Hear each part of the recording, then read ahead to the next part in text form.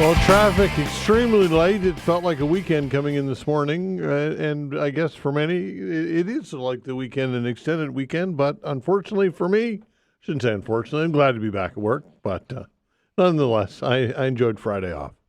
But traffic is pretty light out there, and it's a beautiful day for sure.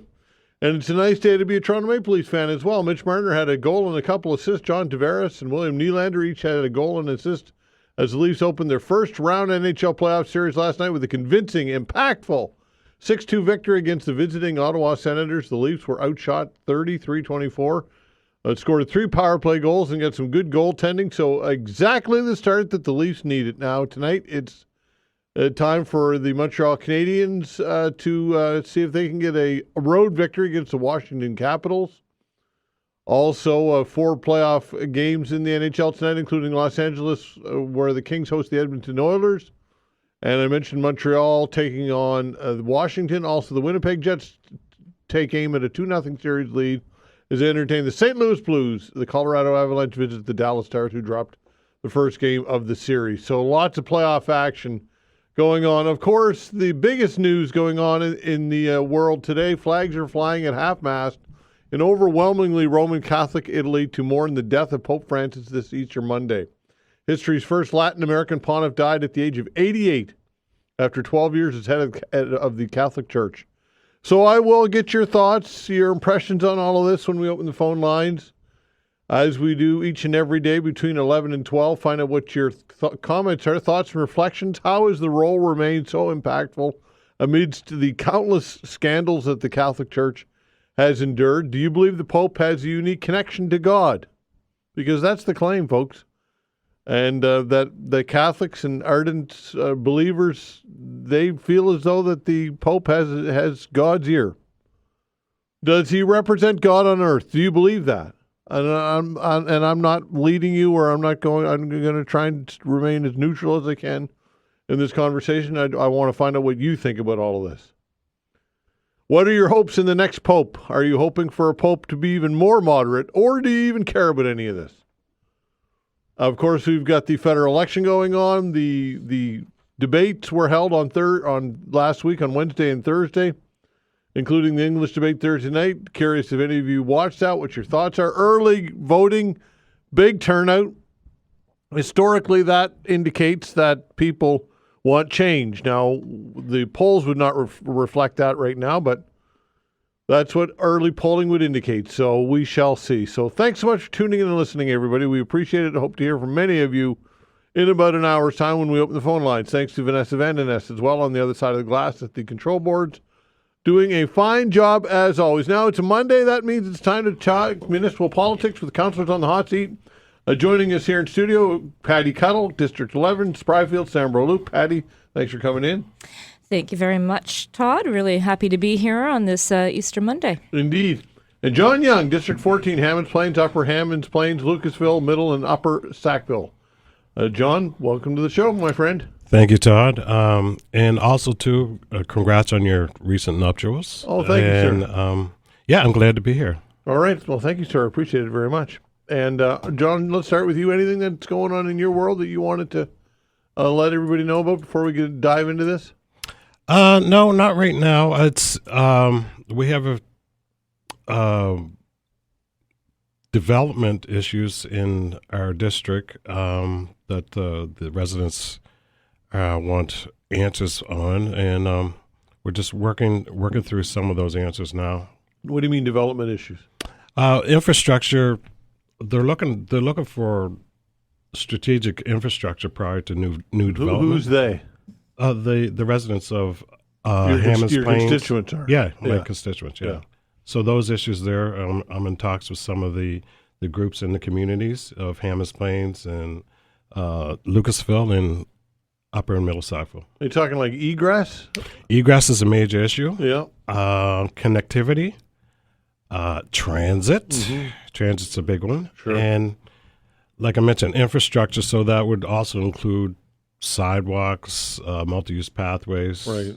bike lanes. Because perhaps. really, from Hammonds Plains, that Lucasville Road is the only real connection outside of going all the way to the highway on either side. Yes. That's really the only connection to Lower Sackville or to Sackville, right? Well, yeah, and so in stating that, that's why we have to work on the connectivity amongst the areas and the communities within District 14 and egress. 2023 was less than 2 years away, 2 years gone by now. Yeah.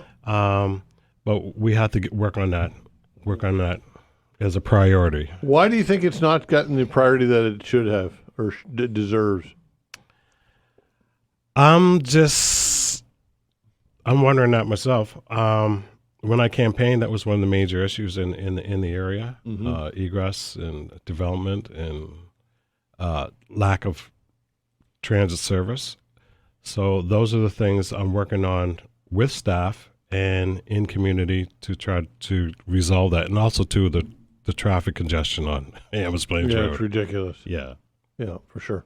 Okay, Patty, District 11, Spryfield, Sambro Loop, anything in your area? Well, very similar. I think some of the issues that Councillor Young was just mentioning are issues being experienced across the municipality. Herring Cove Road congestion around the Rotary or the roundabout. It's a persistent issue that affects transit, affects people trying to get to work, trying to get home to pick up their kids from daycare. Ongoing issue. Potholes, speeding, a lot of the basic things. We haven't been investing significantly in our road infrastructure. We know that we're now in a position where, we're seeing that the impacts of that on the quality of our roads, and so it'll be interesting to see moving forward, like how we're going to address those issues, because we have over 3,000 kilometers of municipally owned road in HRM, and keeping up with infrastructure is one of our biggest challenges. One of the points that we've been discussing lately is the percentage of our revenue that comes from property tax, and how reliant we are on property tax to do all this major infrastructure work. In other cities, so we're about, I think, between 80 and 85% reliant on property taxes. And when you look at other cities across the country, some are at 60, 50, 40, even like down to 35%. They're getting money from their provincial governments to help fund major infrastructure. Yeah. So that's a challenge for us here. Well, our percentage of income tax or property tax goes to the province, is it not? So when you look at your property tax bill, you'll see there's the general rate. Right. And that's mainly what we debate at council over the several months, is the general rate. Also on your tax bill, you'll see mandatory transfers to the province, and as well to Halifax Water. And depending on where you are, you might have a local transit tax. But almost 1/3 of what we collect through property taxes gets transferred to the province. Right. So that is counterproductive to what you're talking about, right? When trying to rely less on property tax, when in fact it's difficult when 1/3 of it is going to the province already. Yeah, and that's mostly for mandatory education. Yeah. But when you look at what we're paying for mandatory education, it's significantly higher than other municipalities in Nova Scotia. So, there's we need to have some conversations about how we're gonna make this work, especially with all this growth. Yeah, and it's I was just going to putting say more pressure. that's part of it, though, is the growth, right? With the schools expanding and HRM growing at a faster rate than the rest of the province. Is that the justification, perhaps? It certainly is a good reason to have that conversation, because there's this kind of age-old idea that property growth pays for growth, and we're at a point right now where the growth hasn't happened, but the money needed is already upon us. So right. Yeah, it's it's an important conversation to have. Okay, 902-405-6000 if you'd like to chat with Patty Cuttell or John Young, or both 902-405-6000. That's the way to reach us. Again, 902-405-6000. John, back to you on transit. Transit is look, it needs to be reliable. It needs to be reliability is first and foremost, right? And if it's not reliable, then it's going to be a deterrent for people to use it. That's the bottom line. What's your take on that? Yes, it has to be reliable and it has to be efficient and it has to be available. Yeah, in District 14, it's not readily available, and that has to do with the service boundaries and the regional plan. But we have to make maybe some kind of amendments to that to make that more inclusive.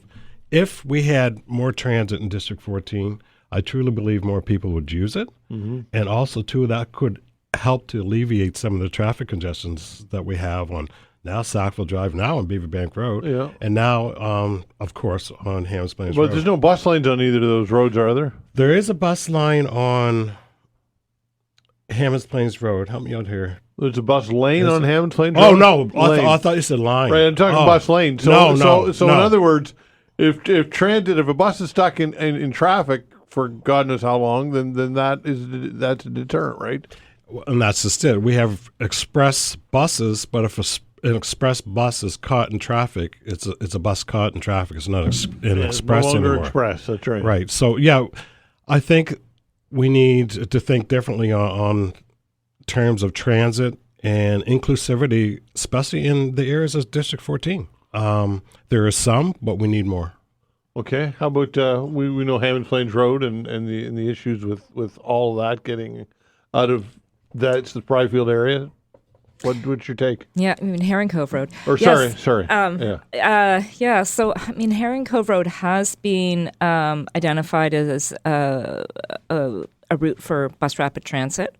That is that's a significant infrastructure project. There's a lot of pieces to it. All the way, the phase 1 is from the Rotary to Glenora. It's putting in a dedicated transit lane, putting in sidewalks. I mean, as a major artery, there aren't continuous sidewalks along Herring Cove Road. But, so for transit, that's an important piece. But I think the patterns around the city are changing. And, the current routes are based on this idea that everyone's trying to get onto the peninsula and into our central business district. But there's a lot of people in Spryfield that are looking to get to Bedford or looking to get to Bayers Lake. People where people work these days isn't all on the peninsula. And so I think there's a good opportunity right now to also take a look at our routes and maybe, adding some new routes. I have one constituent in Spryfield, and it takes her an hour and a half by bus to get to Bedford. Wow. And, that's just not acceptable. And that's because, she has to get all down Herring Cove Road to Mumford, and then from Mumford out to Bedford. So, I think that there are some changes. I know that our new director of transit, Robin Jerus, he came on at the end of January. He's so far being very proactive in his willingness to take a look at routes and where changes can be made. We recently approved extending the life of 10 buses at council, which means that we're going to have 10 more buses to have on the road to help address some of the issues of overcrowding, on-time performance, and hopefully, potentially, looking at some new routing options. Mm-hmm. Okay. 902-405-6000. Elliot's giving us a call. Hello, Elliot.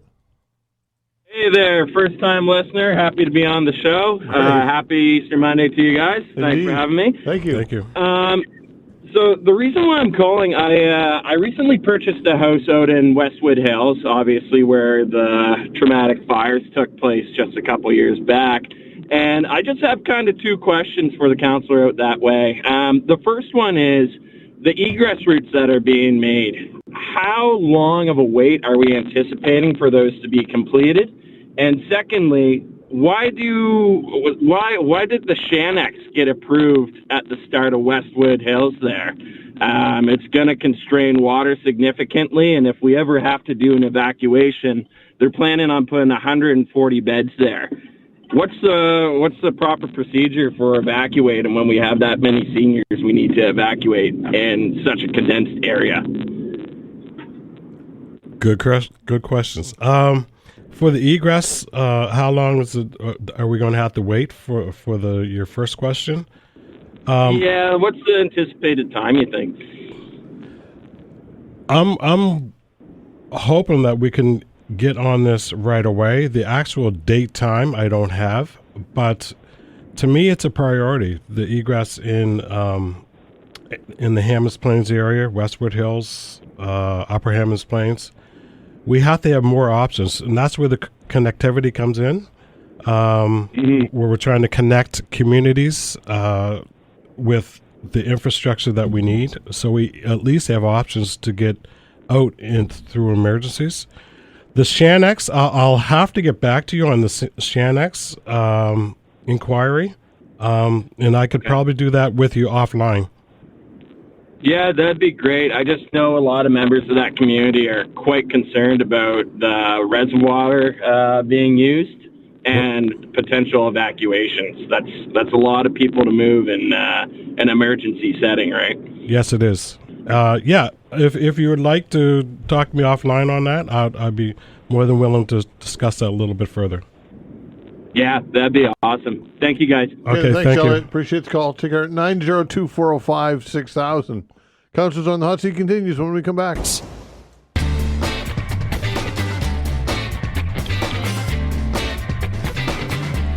All right, continuing with our councillors, Patty Cuttell, John Young, taking your calls, 902-405-6000. That is the way to reach us. Again, 902-405-6000. Wallace, hello. Hello, how are you this morning? Doing well, you? Good. Just a lazy, sunny day in Nova Scotia. It's a beautiful thing. Indeed. So I had two topics that I wouldn't mind. One, I guess the property taxes and the valuations of homes in HRM. It seems an odd system that the province has control over one half and the city on the other. And it seems that there are a number of systems out there that might even it out a bit, whether it's a property tax based on services in your area or property tax based on the true retail value, or is there a way of getting property taxes evened out for the valuation that's proper, whether it's a 5-year plan or a 10-year plan to bring caps up or bring caps down? There seems to be large variations in assessments and how they're done and who values what. And from what I understand, there's been a number of cities in North America who just have done a system where property taxes are brought in on the value of the property when you bought it, and then the additions that you've done to it, and then the next person who buys it, the property starts out at the value that it was sold for, and then builds up again over time. But there must be a system because if you've got a lot of capped properties or a lot of properties that aren't properly assessed or aren't in the system, then you have to keep fiddling with the rates to raise funds because money is needed by a city to finance itself. Okay, so your question is? My question is, who controls this, and is there some way to get it under the city auspices and get evaluations under instead of having province control it, because they have, I would say, different wants and needs than the city council would have for evaluations and for properties. It seems that the system is somewhat disjointed. Okay, Patty. Hi there, Wallace. Thanks for your call and for your questions. So a couple things here. The assessments are done by the PVSC, which is the Provincial Valuation Service Corporation, and they kind of act as a bit of, it's almost like a crown corp. They're a bit arm's length from government because, which is a good thing, right? We don't want the municipality who calculates assessments into into their property tax revenues to be setting the assessments. So having arm's length with that is I think a good practice and something that's done everywhere. But the point that I hear you making is about kind of around the fairness and equity. And in the years I've been involved in taxation discussions, that's always kind of the key tenet that we try to achieve is what's fair, what's equitable. To your point about the inequity that exists, that's in large part because of the tax cap that we have. And, so you can have two properties right beside each other, exactly the same. One's paying double in taxes what the other one is paying. And we're the only province in Canada that has that tax cap system, which was originally put in place to support, like seniors. There was this fear of seniors being taxed out of their homes. And, I think where we're seeing this go now is we're seeing first-time home buyers, young families, people who are really stretched financially carrying the burden of that. And so I think there is a question there about what is fair, what is equitable. It does need to be looked at. There's often not a lot of political will to do that, but it's a topic of the Gen Z and Gen Y generations, because they're the ones who I think are having the biggest struggles around housing affordability. So it's really a provincial issue, and we don't want to tax anybody out of their homes at all. It's not just simply like remove the cap, but I do think it is time that we look at that. Look at it again and figure out what is fair, what is equitable, how do we support people in all generations. Yeah, there certainly must be a way to set a set of rules that seniors can't be priced out of their homes. But there's certainly seniors now with capped taxes who will throw stones at me that are probably paying unfair small amounts when there are seniors who would get priced out of their homes because they can't pay the taxes that their properties have gone up to. So it strikes me there has to be some sort of equitable system to figure that out, so you don't fall into the trap of pricing people out of their homes or having people forced out. But you can collect a fair amount to spread the burden a little more equally.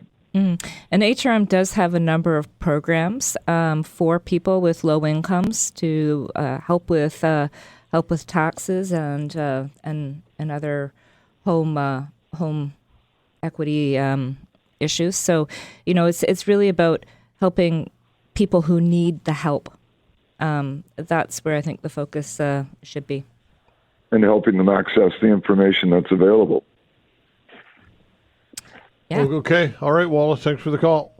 Thank you. All right. Appreciate it. Take care. Do you have anything you wanted to add to this? Well, I like to mention that when you mentioned about the services in the area, I think that should be factored in as well. Mm-hmm. And the property tax variations. Maybe we can look at other municipalities to see if we can try to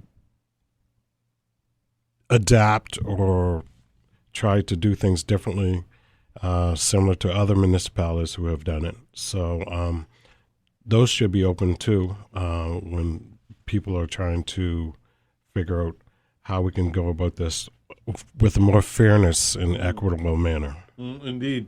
Okay, 902-405-6000. That's the way to reach us for our Councillors on the Hot Seat. We've got Patty Cuttell and John Young here in studio, ready to take your question. 902-405-6000. We'll be back. All right, talking municipal politics with our Councillors on the Hot Seat. Patty Cuttell's here in studio. So is John Young, taking your calls. 902-405-6000. That is the way to reach us. Hello, Mike. How are you today, buddy? Doing well, pal. You? Breathing, surviving. Anyway, my first question is, has any of the road contract work gone out yet? Yes, it has a lot of that work. We pre-approved the tenders to go out in January, so that as soon as the budget's passed, we can award those contracts and get a jump on the road work ASAP. Perfect. So my next question is it for how much of it, do you know the breakdown on how much is going to be patchwork and how much is actually going to be shredding up the old asphalt and doing refresh paving? Yeah, we actually have a pretty good strategy for that. And I can't give you those numbers off the top of my head. Each councillor would have got a list of the road work being planned in their districts for this fiscal year. And it all depends, whether something gets kind of shredded up and completely redone versus an overlay versus patchwork. Has a lot to do with the pavement quality index. And, sometimes I'll get calls from constituents saying, like, why is this road getting redone with this overlay where this other road is in worse condition? And, part of the strategy is that you want to keep your roads at a certain level, because once they pass that level, then they do require being ripped up and shredded and completely redone. So we try to balance a state of good repair with renewal. And, what the percentages are of that, I don't know off the top of my head, but I'm sure you could call your councillor and they could get back to you about that. So this is going to bring in some phone calls for you, Todd, but has that bicycle lane stuff been started down on University Avenue and stuff? No, it hasn't been started to the best of my knowledge, though it's not my district, but I don't believe it has. No, that's perfect. Because what I was going to say is part of the conversation earlier was about, your funds and how much is allocated to, and for the last decade, we've done a lot more patching than we have actual road work. And I'm thinking, why don't we just put a pause on that bike lane stuff and allocate, those millions of dollars towards getting the roads back in shape, because it is just horrendous out there. We look like a bunch of drunk drivers, like, Yeah, so, put a freeze on that? Yeah, so, I don't, again, that's something we'd have to go back in and do some cost-benefit analysis on. A lot of the bike lanes are taking advantage of funding programs from other orders of government. So when you look at the municipal dollars, what you have to do is look at the municipal dollars going into it, and then kind of, weigh the pros and cons of it. Back to the road work, we have over 3,000 kilometers of roads. I'm these days I'm thinking all the way back to the days of amalgamation and kind of the unruly situation we've got ourselves in here. But we have all this road work. We pay for that. The majority of that gets paid out of property taxes. And I said at the top of the show here, when you look at other cities across the country, a lot of their revenue is coming from provincial government or other orders of government, to the point where their property taxes are only, counting for, 50%, or in some cases less of the revenue that they rely on to do this work. And so, can I just jump in here for a second? I think this is one of the massive problems that we have in our government system, just locally, like municipal and provincial, is that it's very, very evident that for decades now, the two have not worked well together. And I think we need to, you've got some new people in there now, and I think this is something that really has to get dealt with, because, you take like a provincial project that's sending some money in. You guys had good open lines and communication, like, look, Tim, can we take some of this money? our roads are just horrific here in the city. I know you had some of that allocated towards, say, bike lanes. Can we just, put a pause on that, take some of that money, put it towards our roads? Because, it doesn't need patches. There's a lot of areas that need literally kilometers ripped up and replaced. One last thing I just want to go, because I'm hogging time here, is that it really needs to be looked into. I brought this up before. The staffers and that look into the asphalting and that, the formulas are absolutely terrible. These roads are breaking down within months after being redone, and they're not using the right quality of asphalt when they're doing the repaving and stuff. It's the formula, the mix is just not right. It's not holding up, and I think that really seriously needs to be looked at, because that's a big part of our problem too. Anyway, listen, thanks for the time, Todd. Okay. You guys have a good day. Okay, fair enough. Right. Thanks, Mike. John, do you want to? Yeah. It's about the overlay. What did he mention? Most in District 14 is going to be overlay and patchwork. About the bike lanes, the money distributed for the bike lanes. I too think that the road work is priority, along with the egress, and we have to prioritize what is urgent. Especially in District 14. I'm a District 14 councillor, so I'm going to go for the District 14 and what's needed. So with the bike lanes itself, similar to what Councillor Cuttell mentioned, that the funding is through feds and province as well, not just the municipality. But we have to look at what's priority. Our roads are priority, so I'm working with staff and trying to get the priorities done for the District 14. So I kind of agree with you. Thank you. Okay, fair enough. 902-405-6000. Hello, Gloria. Hi, Todd. Good morning, councillors. Last week, CTV News carried a report from the C.D. Howe Institute with the 2022 report card on Canada's major municipalities and what they assess the transparency and quality of the budget and financial statements of these cities. The grades range from A to D. Richmond, British Columbia got an A. Markham, Surrey, Vancouver, and Quebec City, each with an A-.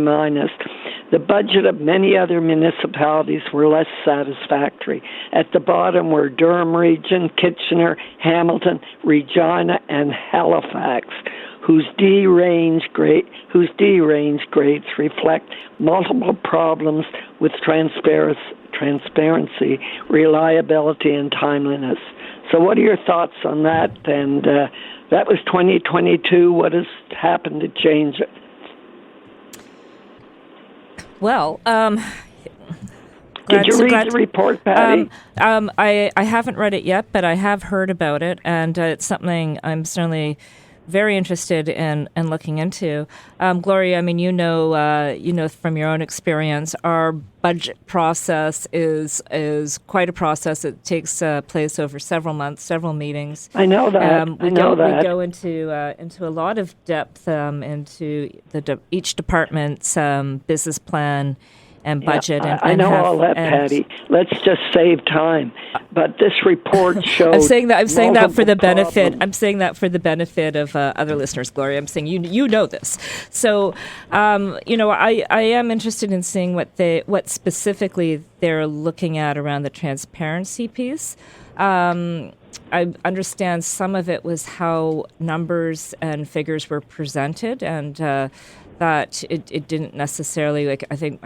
What I heard was that there's some things that might be being duplicated.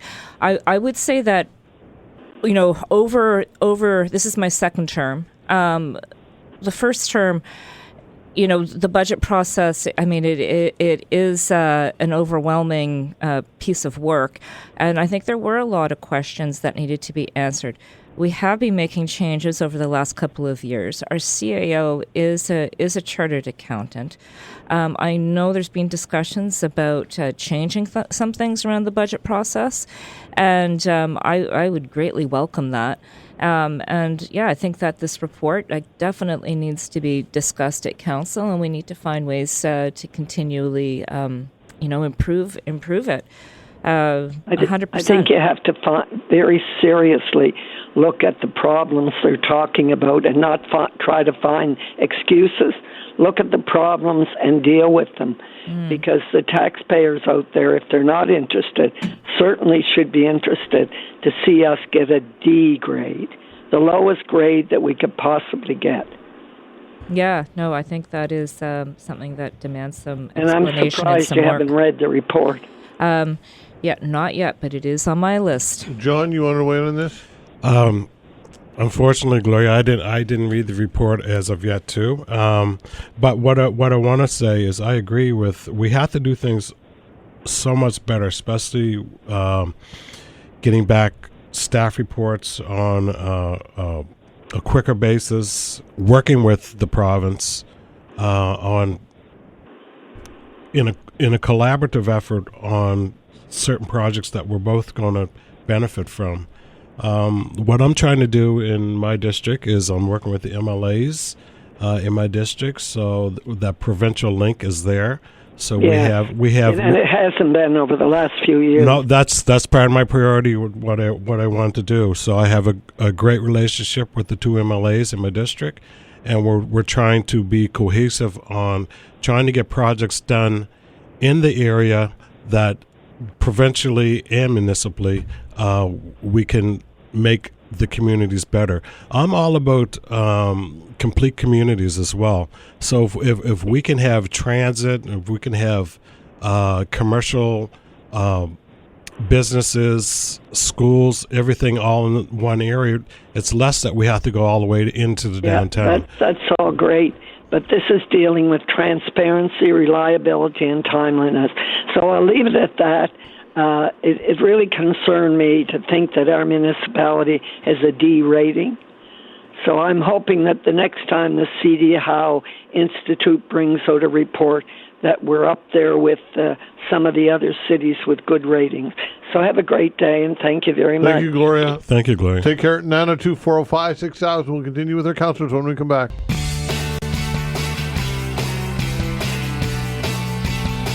All right, talking with our councillors, Patty Cuttell, John Young, and we were chatting about Gloria's conversation, which she brought up with the failing grade or the D grade on the C.D. Howe Institute. And John, we were talking about why, and the fact that some people believe that council has authority over staff, but when in fact council only has authority over one staff member, and that's the CAO, correct? Yes. Okay. Now you were mentioning there's a disconnect here to some degree.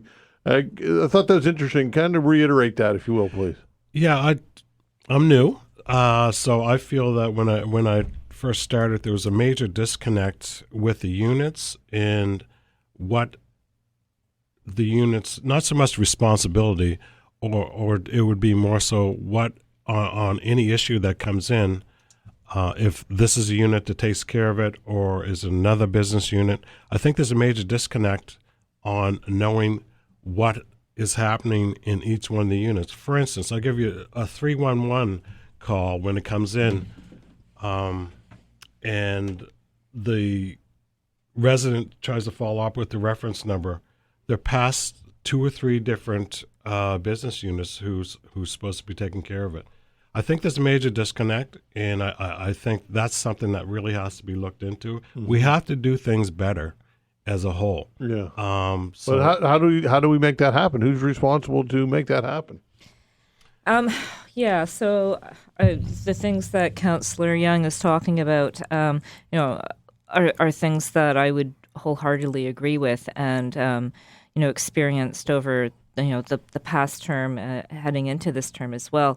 One of the big moves that is being made is in restructuring the organization. So Recently that new framework was unveiled just in the past few months, with commissioners being appointed, different departments, and kind of a different way of working.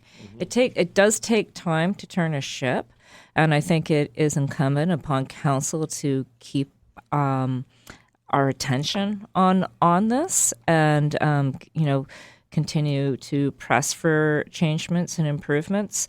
That siloed approach is it's not how we work in the 21st century, right? We need to have more integration across departments and not have a duplication of efforts. And that is something that has been happening in different ways. And I think there is a light on that, and looking for ways of improving it. But it's gonna take time, and that really is about the CAO, not to as Gloria said, not making excuses, but it's a work. It's always going to be a work in progress, and I think that it's being acknowledged and work is being done. I was just at the Nature Trust Gala last week, and one of the Mi'kmaq elders made a good comment about just because we don't see a rock move doesn't mean it's not moving. So I was like, oh my God, that's how I feel sometimes in this job. But some things need to happen a little faster than that, and that's our role to in good in good governance is to make sure those things are happening. Okay, David, hello. Hi, Todd. Yeah, I got a question for the councillors regarding light pollution. Many of the new tall buildings going up have large lighting features high off the ground. And, my concern is that these add little to the aesthetics of the building.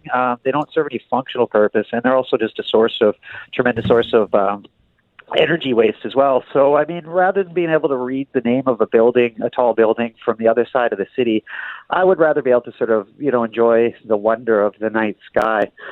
So, and it just seems so gaudy and unnecessary. I'm just wondering, is there anything we can do maybe to regulate this a little bit better? I'll take that one. I wholeheartedly agree with you, and it is something I've raised with staff, and I've been working on a motion to bring forward. We have all kinds of regulations that determine the size of the sign, where a sign can be hung, where you can place a billboard. But when it comes to lighting on buildings, this is kind of a newish thing. And I agree. We're just going to have buildings trying to outcompete other buildings. It's light pollution. It's not good for the neighbors, and it's affecting our skyline, which it belongs to the public. So I agree. We need some regulations on this. Okay, Patty. Yeah, well, you have my support in that for sure. And I guess the other thing as well too. A lot of birds, not just nocturnal species, actually migrate at night because there's less predators around and other reasons as well too. So I think it's probably also having impact on our natural environment. And as I said, it just serves no purpose. So what's the point? Right. We have to. We're working towards our status of becoming a bird city. So I think we've passed the first hurdle on that. Okay. I was just asking staff about decals on windows, and in places like Toronto, that's a bylaw. All new buildings with glass need to have little kind of reflectors in the windows to stop bird strikes. I was told that the report on some of these actions on some of these issues is coming forward this year. I don't have the specific date, but it is something that I'm keeping my eye open for. And with all the new development, it's something that we need to address. Okay, well, I like birds too, so you have my support in that also. Thanks, Patty. Thanks, David. Take care. David. All right, here we go. Mike, go ahead. Hey, guys. How you doing this morning? We're doing well. Good. The reason I'm calling, so my bank stopped doing property tax. I'm responsible for my own property tax now. It's been like that for a while. Last year, for no other reason than I forgot, my taxes didn't get paid. I got a letter last week. No warnings, no friendly reminders, nothing. I got a letter last week saying that if my $2,973 isn't paid by April 20th, that my house is going up for tax sale. Like, is that not ridiculous? That, like, I went online, paid it right away, it's paid. I just think that's ridiculous that for that small amount of money and for one tax year, that the municipal government is threatening to take my house and sell it and kick me and my family out of my house. John? Especially with this kind of, with the housing crisis we're in. John, you want to weigh in on that? Yeah, I kind of agree with you that that shouldn't have happened. Mike, sorry to hear about that. You didn't receive any other warnings at all, like in the mail or anything? The only thing I ever received was my every 6 months I get my bill. Right. And like there was no excuse other than I forgot to pay it. There's no. I'll take full responsibility for that. But I just think it's ridiculous that you get a letter that April 20th, if your tax bill isn't paid, for $2,900, we're going to sell your house. Like that's ridiculous. Yeah. Yeah, you might want to call your counselor about that. I mean, there should be notice given. And I don't know if that should be your first notice. I do know that, it was like it's literally said right on the letterhead was final tax sale. And then you go down and read, and it gave me till April 20th to pay. Yeah. Call your counselor about the notification on that. I don't know if something was missed or how that happened, but that would be my recommendation. No, Mike, that should never happen. So maybe reach out to your counselor when you did receive that letter, and we could look into it. Okay, Mike. Well, the good news is you got it paid anyway. At least you had the money to get it paid. Thank goodness for that. For another year anyway. Yeah. Okay. Thanks, Mike. All right. Thanks. All right. Take care. All right. Thanks to our counselors. Thank you, Patty, for coming in. We appreciate it. Thank you, Todd. Always a pleasure to be here and to talk to people. And John, thanks so much for coming in, my friend. Thank you very much, Todd, and good luck to your Leafs, because one win isn't a Stanley Cup. Okay. All right, there you go. John Young, Patty Cuttell. Your calls when we come back. Thanks.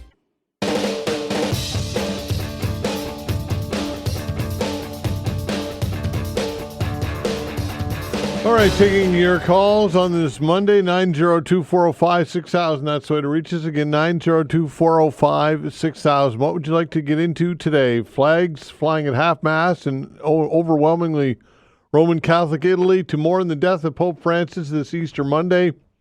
History's first Latin pontiff died at age 88 after 12 years as head of the Catholic Church. The first ritual for Francis will happen tonight with the confirmation of the Pope's death and the placement of the body in the coffin. The prelate is Cardinal Joseph Farrell.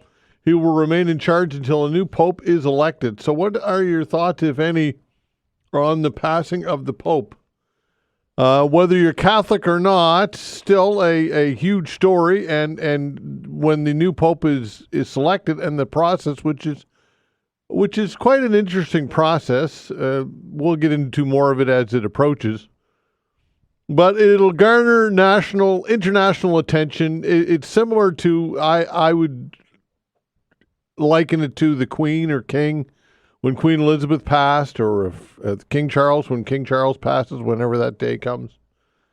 It's of that variety. It's of that ilk. It's of that stature internationally. Whether you support it, whether you like it, whether you don't, it still garners that type of interest.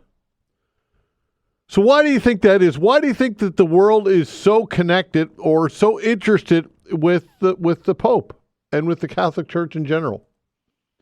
Especially considering some of the very, very distasteful past and scandals in relation to the Catholic Church. You would think that an organization that has the record that it has with child abuse, and look, this is all well known, that perhaps that might be a reflection, and I suppose in some degree it is.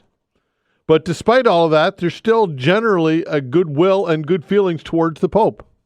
And perhaps that's a testament to the Pope himself or the institution. I don't know. These are some of the things that perhaps you might want to weigh in on. So what are your thoughts and reflections on the Pope's passing? How has the role remained so impactful amid countless scandals?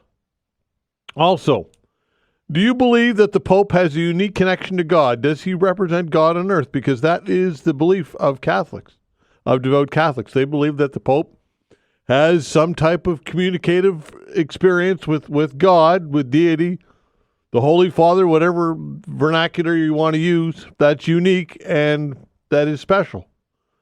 And that he speaks for God. That is the belief.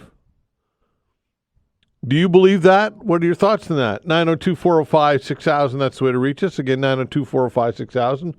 What are your hopes in the next pope? Are you looking to see a pope that is even more moderate and more reflective of the time that we're living in? Or would you like to see the pope move in the other direction and back to more of a kind of a hard line when it comes to some of the traditional policies of the Catholic Church?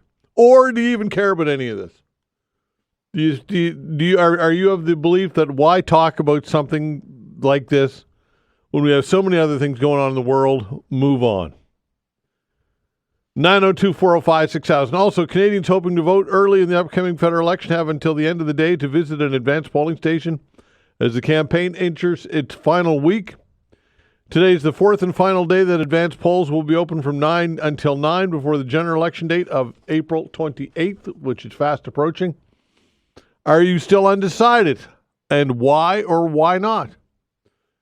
What are your concerns if you're undecided with some of these leaders, Mark Carney, Pierre Poilievre, Jagmeet Singh? Or why do you like them? And what remains the ballot box question?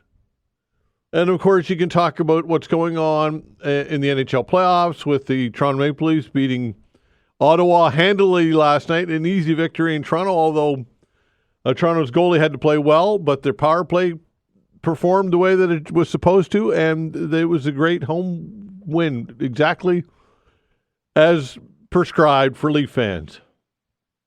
And anyway, that, and, of course, Montreal plays tonight against Washington. The Oilers are in it. Winnipeg's great. So lots to talk about when it comes to playoff hockey, if in fact that is your persuasion. Whatever else you'd like to get into. Again, 902-405-6000. That's the way to reach us. Len, hello. Good morning, Todd. Beautiful day out today. Indeed. I like to say, that the passing of the Pope is a very, very sad thing for the Catholic Church, because he was a very, very great man. I mean, he did things. I mean, he didn't believe in riches. He wanted to, act like the poor people. Never wanted to drive in big Cadillacs or Rolls Royces. He drove in a I think it was a Volkswagen little car. But to me, he represented. If you believe in God, unless you're an atheist, and you believe in God, you know that he is the closest person to God on earth right now during his term. Now, I only say that because there are many people that live in the world that are very, very good people that are very close to God, if you believe in God. And I believe in God because I think it's good that we believe in something like that, because I hate to think that when you die, that's the end. But anyway, I think he was a great man, and I think he should be honored. And I think he probably will be eventually beatified and made a saint, just like St. John Paul II. Anyway, that's my opinion. Len. Okay, thanks for the call. Appreciate it. Take care. 902-405-6000. Mike, you wanted to talk with the Pope as well. Go ahead, Mike. Twice in one day. How lucky are you, bud? Very lucky. Anyway, listen, you know what? He was different than many of the popes, and his love for the people and, the less fortunate. He really, I think his claim to fame is going to be that, he was really a people person and stuff. But what really caught my interest to call back was when you were talking about the bad things that happened in the Catholic Church and inside with different priests and things. Mm-hmm. And I was just thinking as you were talking about it, and what sort of draws people to still be, connected to the church and to the popes. And I was thinking, boy, does that ever sound like the Liberals? What draws people to be connected to a group of people that have just had so many criminal things going on, so many ethics violations, and anyway, Todd, I know that's like a crazy connection, but that Pope was a great man, and well, Mike, I would say that there are some commonalities in that, and that's tradition, right? In that people who are traditional are willing to. Tradition is very powerful, and it truly is, and nostalgia is very powerful, and people look at the Catholic Church in a very nostalgic, traditional way, and that holds a lot of weight, and I would say that's the same in politics. People view the Liberal Party or the Conservative, hardline partisan people are so willing to overlook so much because they are traditional Liberals or traditional Conservatives. So you raise a valid point, and I think there is a parallel there, Mike. And it just baffles my mind that after, the many things that came up during the 10 years of Liberal, that, just as you said, people are willing to just overlook that, and just because you change the head on the snake, it's going to be better now.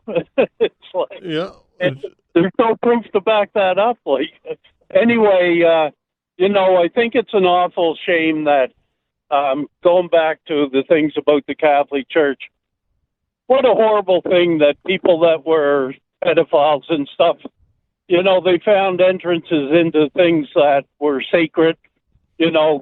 Sport coaches and things like that, Boys and Girls Clubs, the Boy Scouts, and it was just terrible how they infiltrated those things and found a way to, get into a place where it was just accessible. Yeah, but anyway, but Mike, it's fascinating though. Through all of that, the world still mourns, to use that term, and reflects fondly on the passing of the leader of this institution, which has this past. I think part of that too, Todd, is that that he came out and he recognized all that and the wrongs that were done, and other people sort of just kind of tried to keep burying it. So I think that's one thing that made this guy stand out over the others too. Yeah, I think you make a good point. Thanks for the call, pal. Have a good day. All right, take care. 902-405-6000. Give us a call. What's your take on this or anything else you got in your mind? Got open lines for your folks, 902-405-6000. We'll continue with your calls when we come back. All right, continuing with your calls, 902-405-6000. What would you like to get into today? I'm sure that some of you already have talked about the passing of the Pope. What are your thoughts and reflections on this?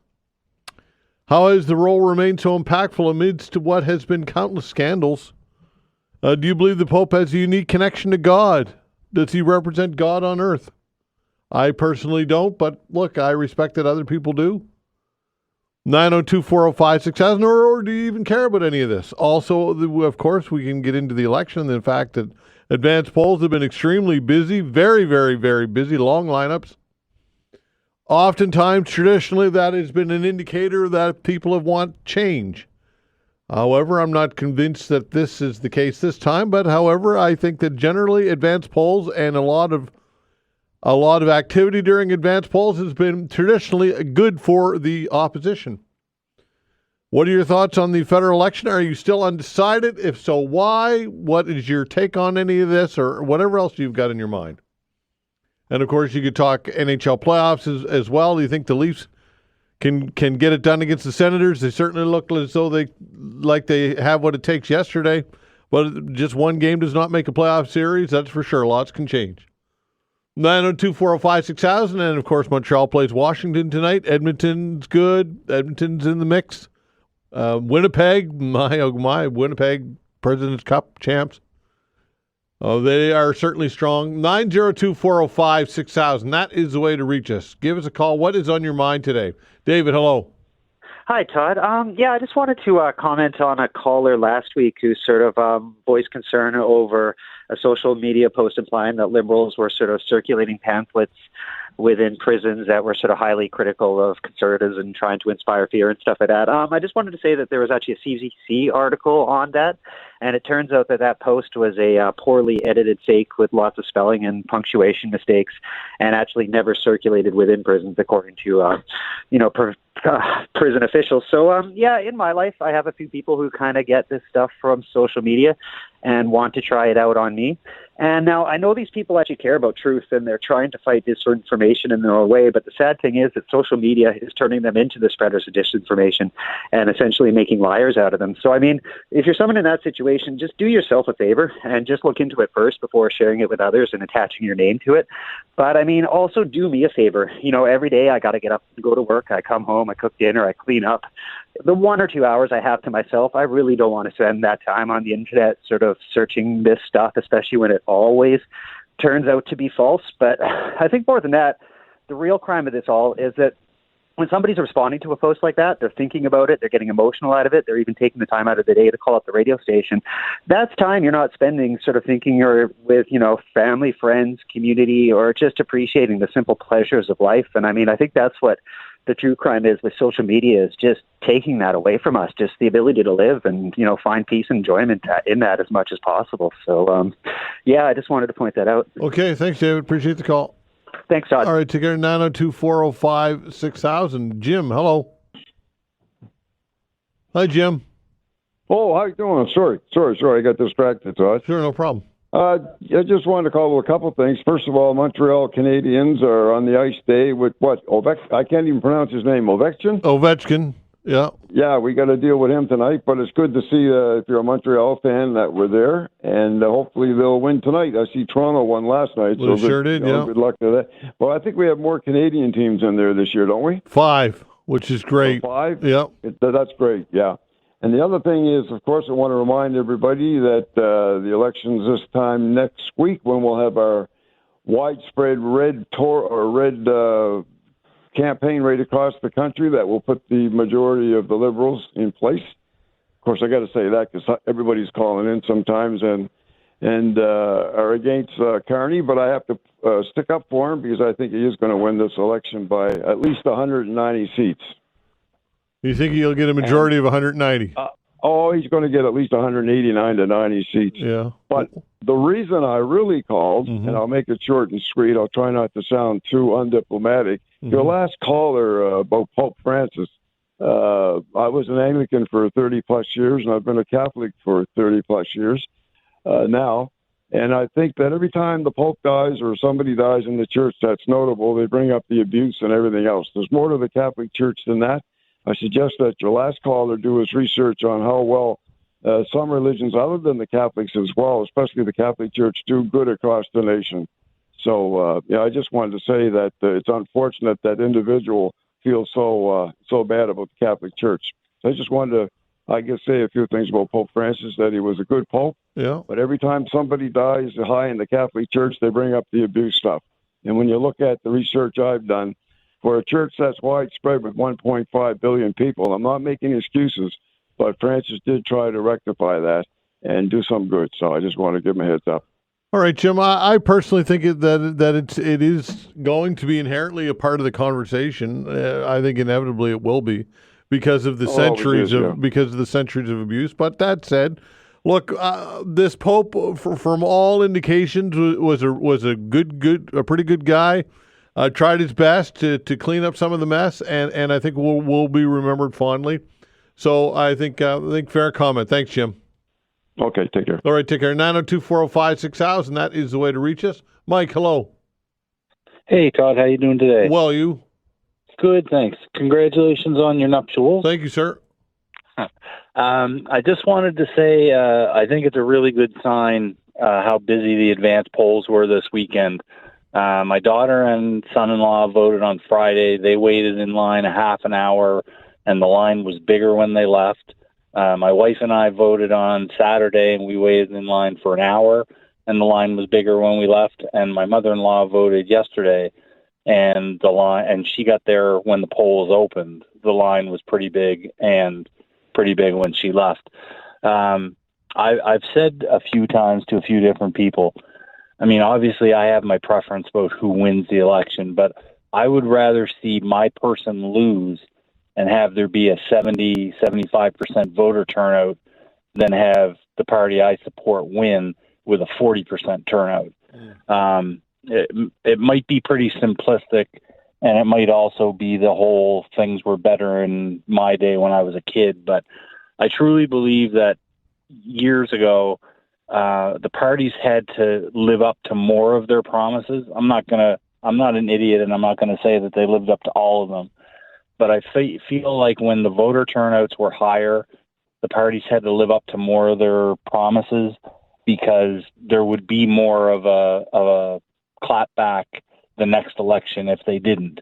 Now with voter turnouts 40-45%, it feels like all they have to do is stick up to their base and try to get a few undecideds to vote for them. So I want to thank everybody that's gotten out and voted at the advance polls. If you haven't voted, get out and vote. You might have to wait some time, but it's time well spent. And I mean, democracy only works well when we all are involved. Well said. Can't disagree with you, Mike. Thanks for the call, pal. All right. Take care, buddy. All right. Take care. 902-405-6000. Give us a call, folks. Got some open lines for you. 902-405-6000. We'll continue with your calls when we come back. Facts.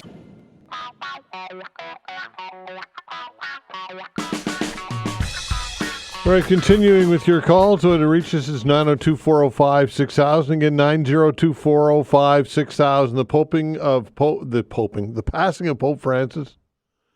What are your thoughts on that? If any, how has the role of Pope remained so impactful over the centuries amidst countless scandals?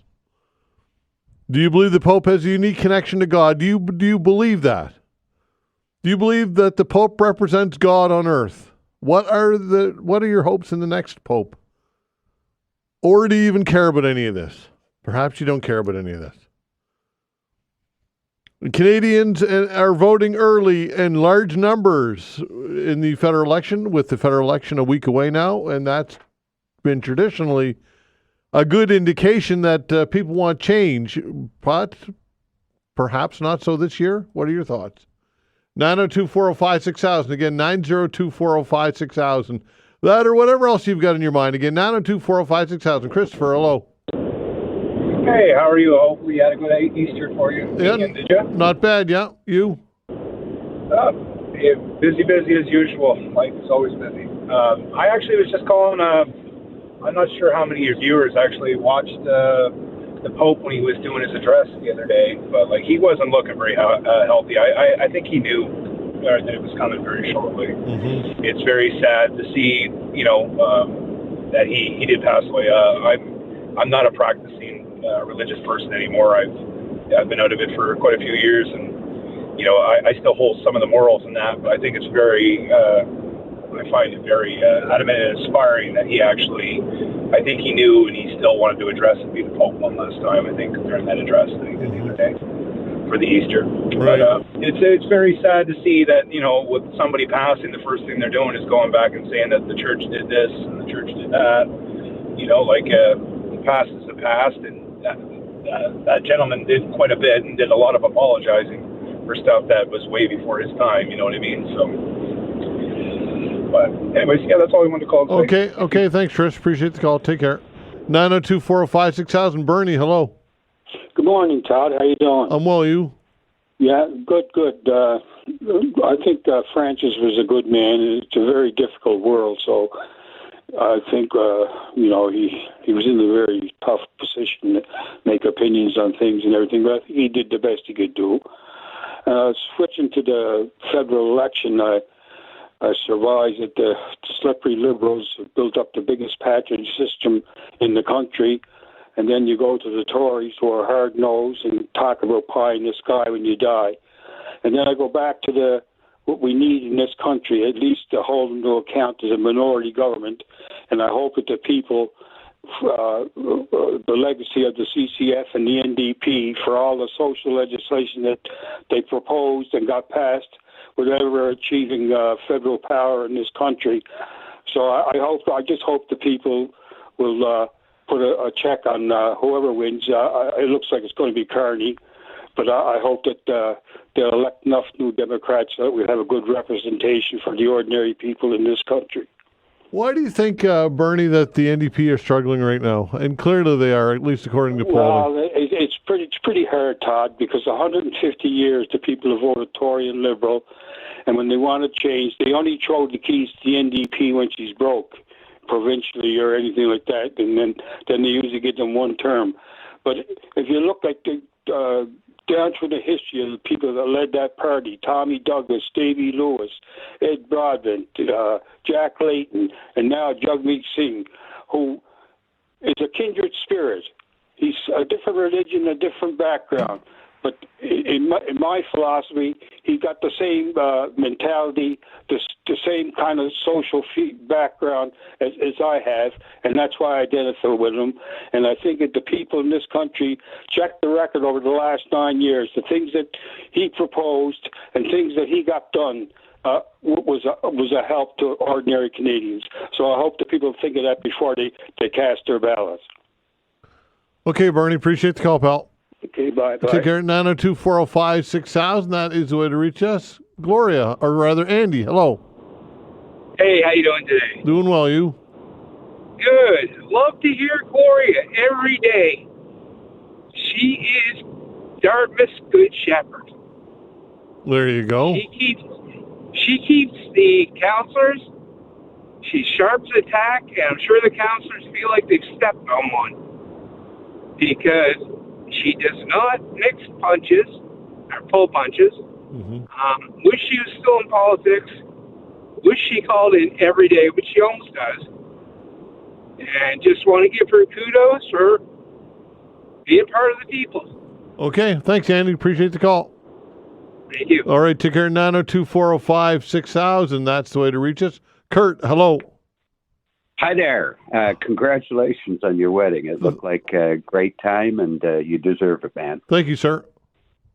I just wanted to, with the Pope, the modesty of his car. It was a little Fiat 500, four-door. It was the limousine he used to drive around in. That goes to his modesty. I wanted to talk about the election. I voted early.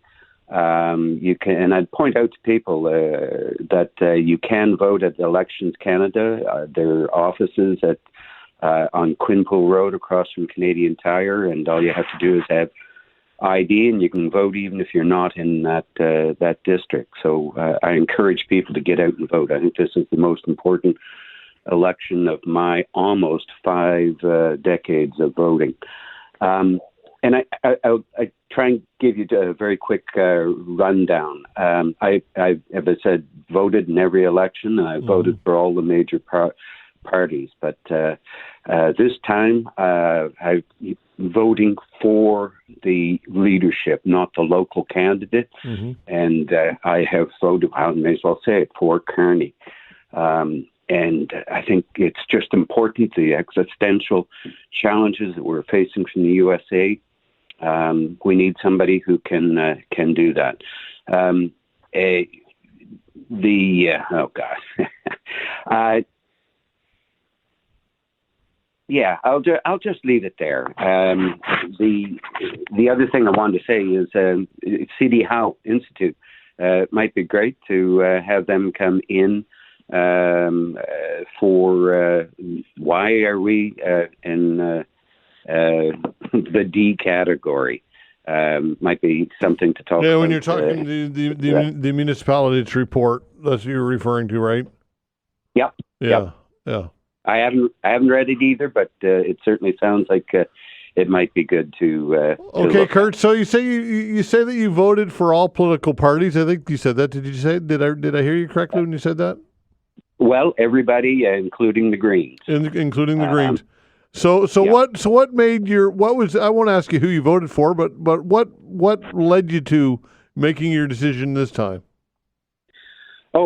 Just the leadership, and when we compare to Poilievre, he has incredible credentials in the House of Commons. I think 22 years he's been there. I don't think he has any private sector experience, except for being a paper boy.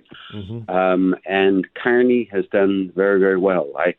Probably the most impressive thing that I saw was the Carney interview with John Stewart. And if anyone wants to look something up, it certainly showed that he has a lot of wit and power, and outside of being a politician. I am not impressed with Poilievre's using slogans and things like that, throwing all the press off the bus, and silly refusal to get his security clearance. And he had a 35% lead in the polls, and he's lost it. So that's it. I want somebody that can deal with the most difficult situation I think we faced with our southern neighbors, and I think he's a fellow, and I would encourage. Okay, Kurt, let me ask you this: if Justin Trudeau were running, would you be voting differently? Absolutely not. You would not? I would not. I was through and done quite a long time ago. And I think this guy is very different. Even seeing his wife stand up on stage last night, it's very different. And I think he's the fellow to lead us through this. And, we may regret what happens to debt and things like that, but he's who I would put my vote behind. Okay, thanks, Kurt. Appreciate the call. Take care. 902-405-6000. Look, when I talk to people who are hesitant on Poilievre, it's consistently, and I really try and ask them why. What's going on here? Because to me, they're when it comes to Carney, there are downsides to Carney as well. There's downside to any politician, and there are upsides to politicians. But look, when it comes to Pierre Poilievre, people I think are having a hard time trusting either him or his party or both. When I say people, I'm generalizing. I'm talking about those who are on the fence who aren't supporting him. People who I chat with one-on-one or call the show. That's kind of the narrative that I consistently hear, that they lack trust in Poilievre. They feel as though he's too much like Trump.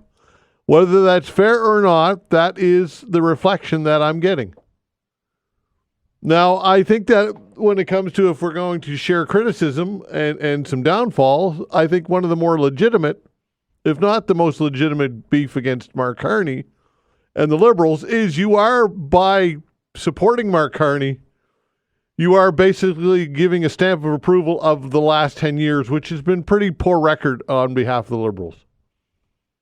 When you look at a lot of the metrics, GDP growth, immigration targets, housing, affordability, homelessness, there's a long list of bad numbers. And basically, you're voting and supporting that. Now the change here is, of course, people say, well, a new leader will create different results. And that's what people are counting on. 902-405-6000. Peter, hello.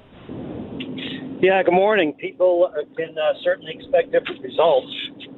If you look into Mark Carney's record, it's not good. I guess the biggest question I have, Todd, is that the Liberal Party just committed Canada to an additional $250 billion in debt.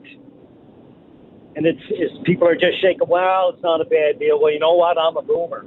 And I got grandkids, and I would like to have my grandkids be able to afford a house. I agree with you 100%. That the last decade, over the last 10 years, if you vote for Mark Carney, basically has the identical team. And even the three worst people that he had in his cabinet who stepped aside, they came back in and said, look, the gravy train's still going to pour ahead. Let's jump back on board. How can anybody vote to spend an additional drive us an extra $100 billion in debt than the Trudeau plan was? It's the exact same plan, only spending more money. So I have to challenge some of the people on Mark Carney's success record. because the more that I dig into it, the more I realize if you go into that GFAN's project that he was involved with on climate change and carbon taxing, all the main players and the banks that he brought to the party, they've all abandoned that thought process in the last 3 months. Anyways, the other thing too, Todd, is that my understanding is the Liberals are going to bring in something called equity fairness. And equity fairness, when you break it down, is they're going to put a tax on the sale of your primary residence. They've been floating that balloon for some time. Anybody who goes to fill out their taxes, they're going to notice that all that data is being collected, and it's being collected for a reason. So I'm kind of concerned about the people my age and older that are going to vote in a party that's going to tax the sale of your primary residence. It just doesn't make sense, Todd. Is that an official public policy, though, that they are rolling out? The last that I saw within the last 24 hours, they're not calling it, we're going to tax your primary residence. The wording they're calling it is equity fairness. So I did a little research, and around the world in other countries, equity fairness is taxing your primary residence. Yeah. So it's candy coated.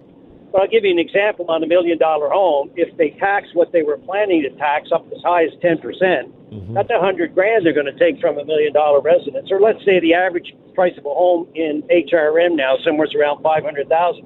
On the sale of your property, the Liberal government's potentially looking at taking $50,000, and people are actually voting for that without knowing it. And I feel bad because the guy who called in before you, he said, look, I'm worried about Orange Man Bad and our existential threat. Yet I'm not hearing a single word about the threat of Chinese tariffs because Atlantic Canada relies on our fisheries. China hit us with a seafood tariff, and then they hit Western Canada with a 100% tariff on agricultural exports.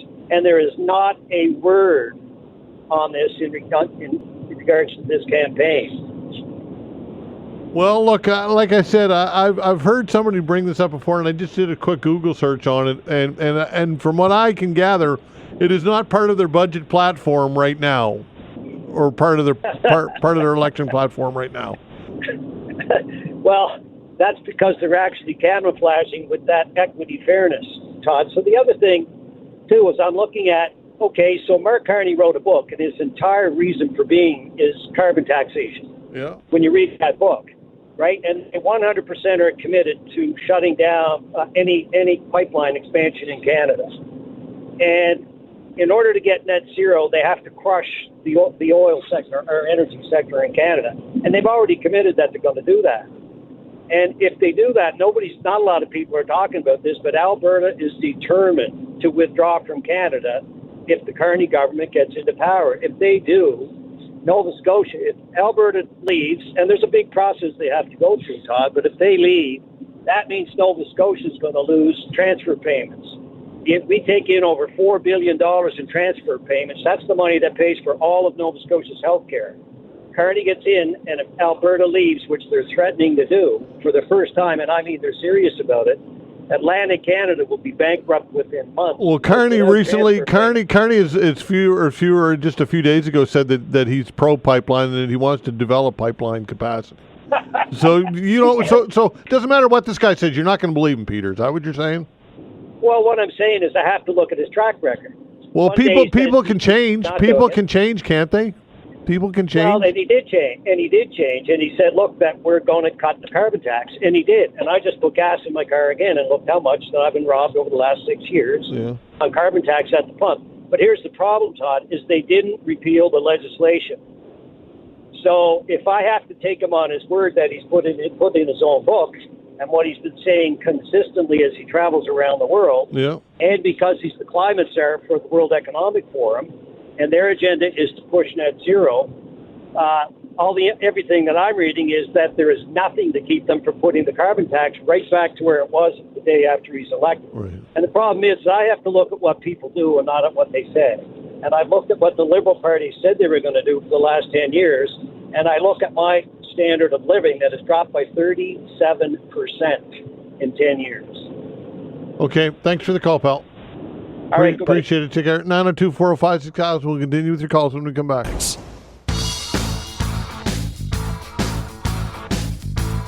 All right, continuing with your calls, 902-405-6000. James, hello. Hi, I'm sitting outdoors. I apologize for any background wind noise.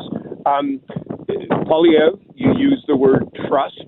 I would suggest that that's the main reason many Canadians, including myself, would not support him. He could be a wolf in sheep's clothing. I think most Canadians are social liberals, small L liberals. In other words, tolerant, inclusive, and Polyev comes across as perhaps having a bit of a hidden agenda. He was asked the question about how many genders are there, and he said 2. I recognize that's not the ballot question, but the fact that he played that card, it's a demonstrative card. He was whatever they say, preaching to his base choir. So I think, and I did not, I have voted and I did not vote for Mr. Carney, but I think he comes across as having the good combination of adult in the room, social liberal, in other words, inclusive, whatever you want to call it. And yet we'd be happy to have him on the international stage, whereas unfortunately, Mr. Polyev, as everyone knows, has never had a job but being a member of parliament. He has no, quote, real world experience. Anyway, that's it. Okay. All right. Thanks for the call, pal. Appreciate it. Take care. Fred, hello. Yeah, Todd, good morning. I voted. I encourage everybody to vote, whether you're liberal, conservative, green, NDP. It's a right.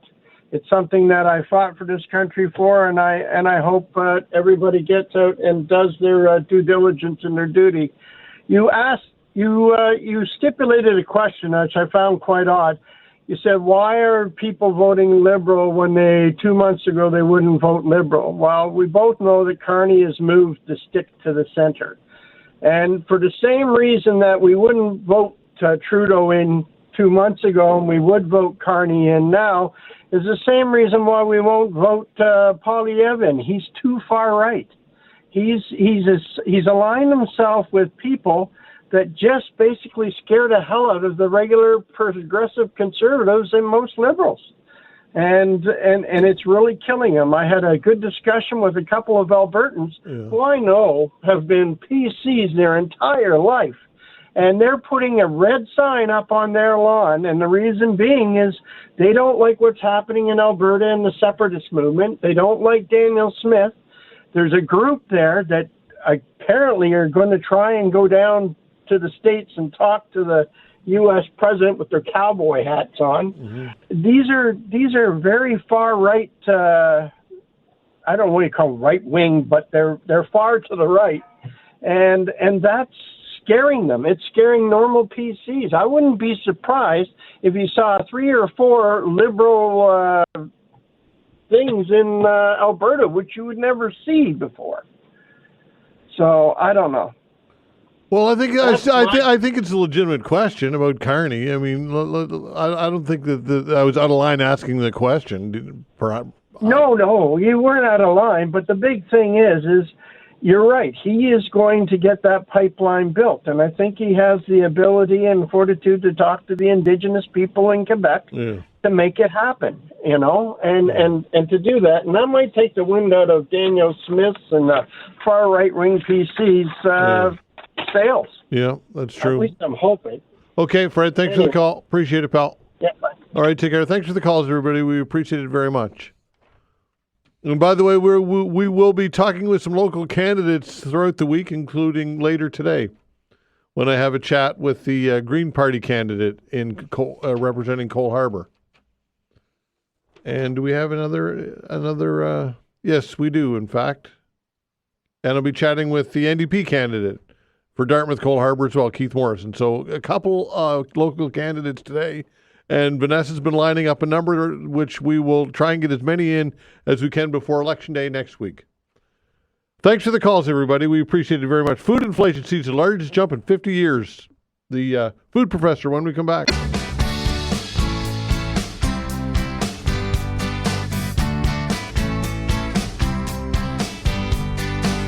Stats Canada says food inflation hit a 50-year high in March. Inflation numbers released recently brought both good news and bad news. Annual inflation slowed to 2.3% from 2.6% in February. However, a different story for food inflation. Joining us to help tell that story and talk about it is Dr. Sylvain Charlebois, Senior Director, Agri-Food Analytics Lab at Dalhousie University, the food professor. Hello, how you doing, Sylvain? Hey, good, Todd. How are you? I'm well. So what's going on here? Give us the data first of all. Yeah, I don't want to. I want to ruin people's day, but StatsCan's numbers last week were good. Obviously, at 2.3%, the inflation is under control. But what was not reported, or at least underreported, was the high food inflation rate at 3.2%. That's a 1.9% jump from February, which actually broke a 43-year-old record. That's a lot. So basically, food inflation is almost 1% more than general inflation, and that's probably why a lot of people are noticing higher prices at the grocery store. So there's lots of factors here. Of course, the GST holiday was gone in March, so people are saying, it's the GST holiday, we're back to normal. Well, we were expecting a higher food inflation rate, but not at 3.2%. That's the problem. So it means, Todd, that probably some retailers and restaurant operators were increasing prices as taxes vanished for a while, and that's never a good thing. It's called opportunity pricing. The other factor, of course, is the whole issue of counter tariffs. I've been talking to food manufacturers. They're paying tariffs on a lot of ingredients coming in from the United States, and they don't have much of a choice but to import some of these ingredients. That's having an impact on costs to produce food, and it's impacting retail prices as well. And also the dollar, which is getting stronger, but still pretty low. And so all of our imports, all of them, not just in the United States, but from all over the world, imports are costing more at the grocery store. So counter tariffs are already a factor in this. Oh, absolutely. So we've been talking a lot about farming and lobster harvesters and canola growers, and they're being impacted by tariffs coming from other countries like China, India, with lentils, for example. China has actually issued tariffs on canned pork, canned canola, and the U.S., of course, but nobody's talking about some of the key ingredients that manufacturers do import from the United States, and they just can't find any replacements. And those are small, medium-sized businesses, family-owned businesses. They just don't have a choice. They don't have the power to, say, call Europe or call another country to get the same ingredient at the same price. So you can feel it's having an impact on food prices across the board. All right. According to the Conservatives and Pierre Poilievre, the carbon tax has been a big factor when it comes to inflation, including food inflation. Do you agree or disagree with that? This is the thing, Todd. A lot of people think that Mark Carney got rid of the carbon tax. That's not entirely accurate. He got rid of the consumer carbon tax. The carbon tax that is impacting the food industry's competitive is still there. So farmers are exposed to the carbon tax, manufacturers as well. So the carbon tax remains. And what we're suggesting based on our studies is that the carbon tax, the industrial carbon tax, is impacting our food industry's ability to compete. If you look at wholesale prices, food wholesale prices, and retail prices, that gap has narrowed in Canada compared to, say, the U.S. or other nations. So it's harder for Sobeys, for Loblaws, for Metro to look at Canadian products. Right now, the consumer is absolutely looking for Canadian products, but if food inflation becomes an issue again, they're still looking for better prices, and those better prices may come from imported goods. Right, and when it comes to food inflation, of course, this is all cumulative on realized inflation that we've already experienced. So this is the problem, right? It's not like prices ever go down. No, exactly. So at 3.2%, I would say we've reached a point where we should be concerned. However, there are some encouraging factors out there right now. For example, okay, even though the carbon tax may be an issue, oil prices are down, energy costs are down, which means that transportation costs are likely going to be under control. And for the Atlantic, that's a key issue for us. And so that's going to help us. It's going to help grocers as well. And the dollar is increasing versus the American dollar, which is being slaughtered on markets. I mean, what's going on in the U.S. is really amazing. And right now, we're basically taking advantage of a weaker American dollar. That's going to help our imports for sure. All right, what are your thoughts on Jagmeet Singh and his claim that government could be involved or should be involved in pricing and food pricing? What are your thoughts on that? In one word? Yes. Yikes. Yeah. I mean, it's scary. It's scary because, I mean, in Canada, we do have some case studies in relation to price fixing, and I'm talking about legal price fixing. In Quebec is a good example of why government shouldn't be involved in setting prices at retail. Milk prices in Quebec are set by the government. There's a floor price and a ceiling price. Guess where milk is the most expensive in the entire country?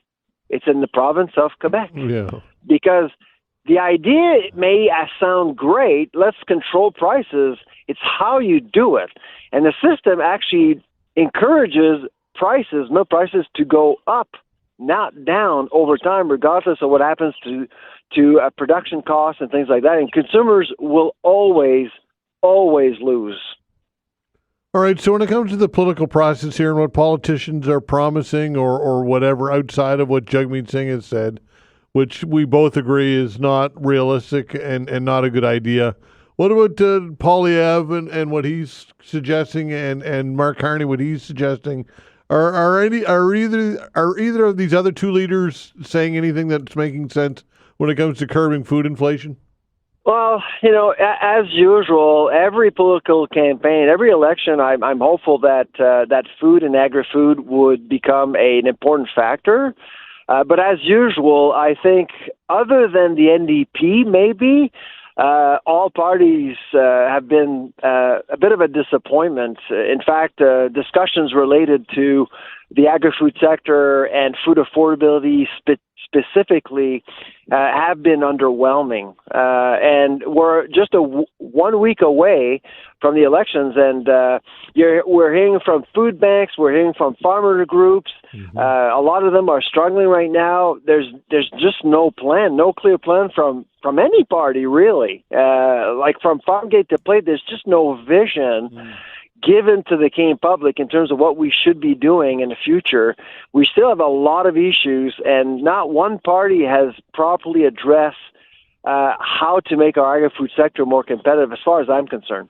Well, it's because it's likely so complex and multi-layered, and there's so many factors, including international factors that are often out of our control. These are part of the reasons, I would assume, why they're not tackled. What are your thoughts? Oh, absolutely. I mean, if you look at the United States, they have the infamous Farm Bill. The Farm Bill is worth over $1 trillion. That's more than Canada's entire federal budget. Mm-hmm. Now, you may disagree with the Farm Bill and many of its elements, but at least the Americans have a vision for its agriculture. We don't have that in Canada. And I always hope that during an election, we would talk about what should be that vision, what ought to be that vision. And there's never any discussion about that every single time. Yeah, for sure. So I guess when it comes to looking ahead and projecting out in the next year, so is there any reason for optimism when it comes to food prices? I think so. Yeah, absolutely. Well, even though March was a bit alarming, I actually do think that we'll finish up the year between 3 to 5%. We're not going to get to 10%. That's exactly what we predicted about 4 or 5 months ago with Canada's food price report. We're still comfortable with our forecast. The challenge right now is that increases are coming from everywhere at the grocery store. Frozen, fresh, meat products, even eggs. Eggs are up 5-6%. I'm sure over the Easter weekend, a lot of people noticed that. But I do think that with the avian flu, things are under control in Canada. Energy costs are under control as well. I do think that things will remain somewhat under control, but 3 to 5% is still a lot for a lot of families out there trying to deal with their budget. All right, here's a quick email from Ann asking you why food is so much cheaper in Europe but so expensive here. First of all, is that true? And if it is, do you have an explanation as to why that might be? Well, it depends where you are in Europe. So I would ask Ann where she saw prices. But I've been to Europe twice the last 12 months, and she's right. I mean, generally, I was actually in Berlin, in England, in Germany, and in Spain. Both places, prices were actually quite reasonable compared to Canada.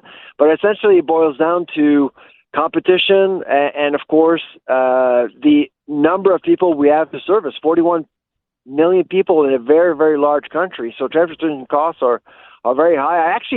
I'm talking to you from New York City, like right now. I'm in Central Park, and I actually did visit quite a few grocery stores the last couple of days, and prices here are basically the same as in Canada, but in American dollars. Yeah. Well, there you go. Very interesting. Yeah. Okay. Sylvain, thanks so much. Appreciate it as always. We'll talk again soon. All right. You take care. All right. Take care. Sylvain Charlebois, the food director, Senior Director, Agri-Food Analytics Lab at Dalhousie University.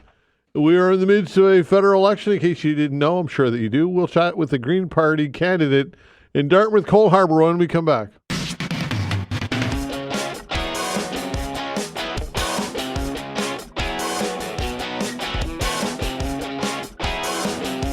All right, we have a federal election on the go with Election Day just a week away. Joining me to chat about all this is the Green Party candidate for Dartmouth, Cole Harbour, Rana Zaman.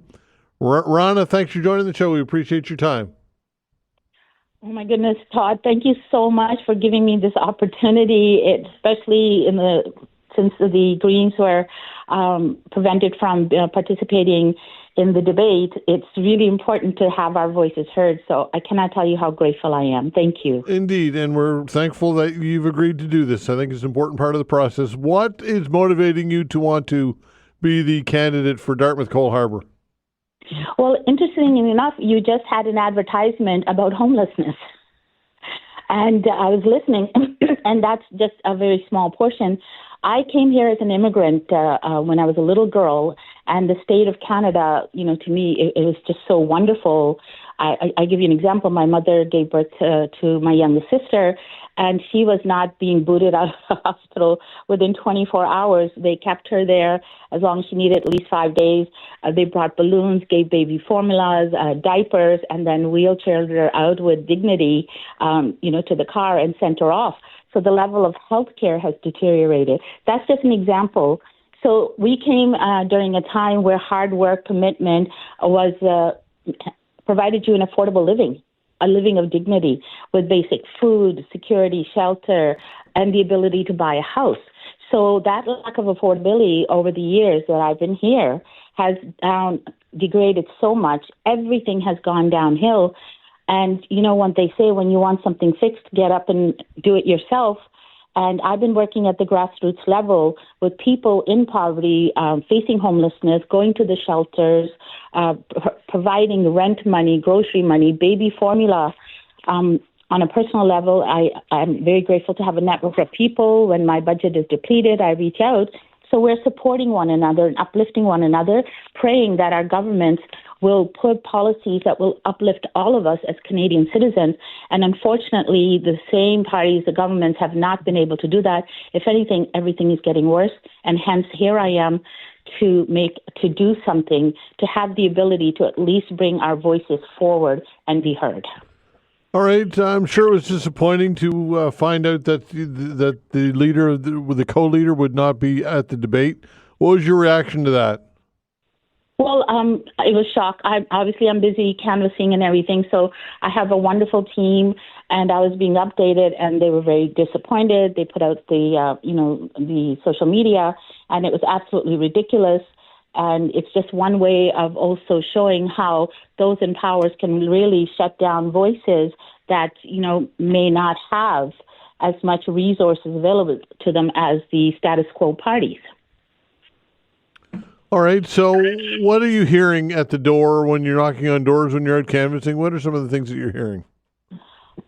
Affordability, housing. People who are living in these units are having such a hard time, and they're so scared of evictions or anything like that, and wherever they're going to go. Most Canadians are two paychecks away from being homeless. Food security is a huge issue.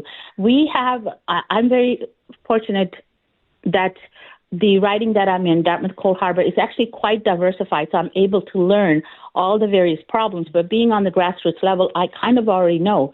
We have a very well-to-do part of the riding, and then we have a part of the riding that's steeped in poverty. And the way this government works, sadly, the ridings that get the most attentions are the ones they see that have the most voter turnout and have the resources to perhaps donate and support. So as a result, ridings that do not vote in higher numbers, they're not given the same respect as others would, and given the time and also given the resources then as a result. Okay, so when it comes to policy, what are some of the key planks that you think that the Green Party leader is doing right? So the policies that when they put out are just absolutely amazing. And, to get more details, everyone is welcome to go to the Green Party of Canada Platform 2025. But we have affordable housing. Being the Green Party, obviously, we have in the forefront climate action. We also have peace and security because with what's going on with over the border and internationally, that is of grave concern. Human rights violations are taking place in Palestine, and that has become a very huge Canadian issue. It's actually making a lot of candidates now signing on to various platforms that they will support these policies for Palestine's ceasefire, for peace and freedom. So that has become a huge, I think, a contention for voters to see if candidates are going to support these human rights violations. We have fair taxation. We have more health care, green economy, caring for Canadians, strong democracy. It's very important we have proportional representation, which was promised to us a long time ago, and it's been reneged on because it keeps the same status quo parties in power and makes people feel like that their votes are not counting anymore, when in fact, I'm going to come to that later, their votes are very crucial. We are also having, Stop the Hate, Against Racism, Emergency Preparedness, Disability Justice, and Indigenous Reconciliation, which is very important right now because we feel that perhaps our Green Party member was not allowed to participate because they would obviously bring up they would challenge the mutual pipeline ideas of the status quo parties, the Liberals and Conservatives, and they'd hold them accountable to Section 35, which demands, there should be the need for consultation with First Nations. And it's fundamentally undemocratic to leave out a whole party because of this, and the blocs are included. And Canadians need to know that there is another solution to energy sovereignty, and it doesn't have to require for us to harm our neighbors or nature. So this is why it's important to have that green economy, which also brings thousands and thousands upon jobs. We are a very resource-rich country. And as such, we have the ability to become leaders of a green environment. By utilizing the resources, or what's the connection there? Yes, absolutely. So we have green alternatives by using. We have hydro, we have water, we have air, we have solar. These are all things, and what we can simply do on top of using these resources, we can have a clean energy future, right? We can lead by using these resources. And some of the key steps that can be taken is by, first of all, stop giving public money to oil and gas companies and invest in these clean energies. And we should hold big polluters responsible. for the climate damage that they've been causing. We need to create strict and science-based limits on Canada's total pollution, and also make companies prove that they have real plans to deal with climate risk. Todd, Green Party isn't coming up with the solutions, all of them, because they've already been out there. The scientific, value has been out there, and the research has been there, and more and more people are understanding the reality. Look at the increased flooding and fires and the deaths that are occurring with us. We have a real emergency, and people are aware. But because the day-to-day living is so hard to attain, we're so distracted that becomes the primary focus for us and the future for our children. But we have to take a complete lens to start improving the lives of each and every Canadian for now and for the future. Rana, if people want to know more about you, can they check out online? I'm assuming you got an online presence? I do, but I'm terrible at showing the work I've been doing, because 90% of my work is kind of behind the scenes, and 10%, if you Google my name, you'll see what I've been up to, good and bad. Right. I have a voice that, I'm going to give you an example. I have a voice that isn't welcome in places of power, because I speak truth to power. And I'll explain to you why it's important, why we need to get out vote, with a very recent example. I'm part of an organization, a social organization, and we had our AGM. And in order to make sure that the process for the AGM was followed and the new directors, I had to be very vocal, because it was not being followed. So because of that, the vocalness, I obviously make anyone who speaks truth will make enemies, especially if it affects the people who are going to come into positions of power. And as a result, this is the importance. See, I'm learning a lot, and I'm teaching this. The importance of coordination and organization. So then these group of people came to the AGM and made a point of voting me out, so that I could no longer be a presence of knowledge and experience to help guide perhaps the new board, or just hold people accountable when I see something that was not being done correctly. The same thing applies. Listen, Ron, I'm just out of time. I'm over time, actually, I apologize. Oh, gosh. Well, listen, I appreciate voting, it. I'll just say, voting green is a vote for revolution and rebellion. Be the rebellion. That's it. Okay, thank you so much. Thank you, Rana. Appreciate it. Take care. Good luck. Rana Zaman, Green Party, Dartmouth, Cole Harbour. A skilled worker shortage impacting Nova Scotia housing crisis. We'll talk about this when we come back.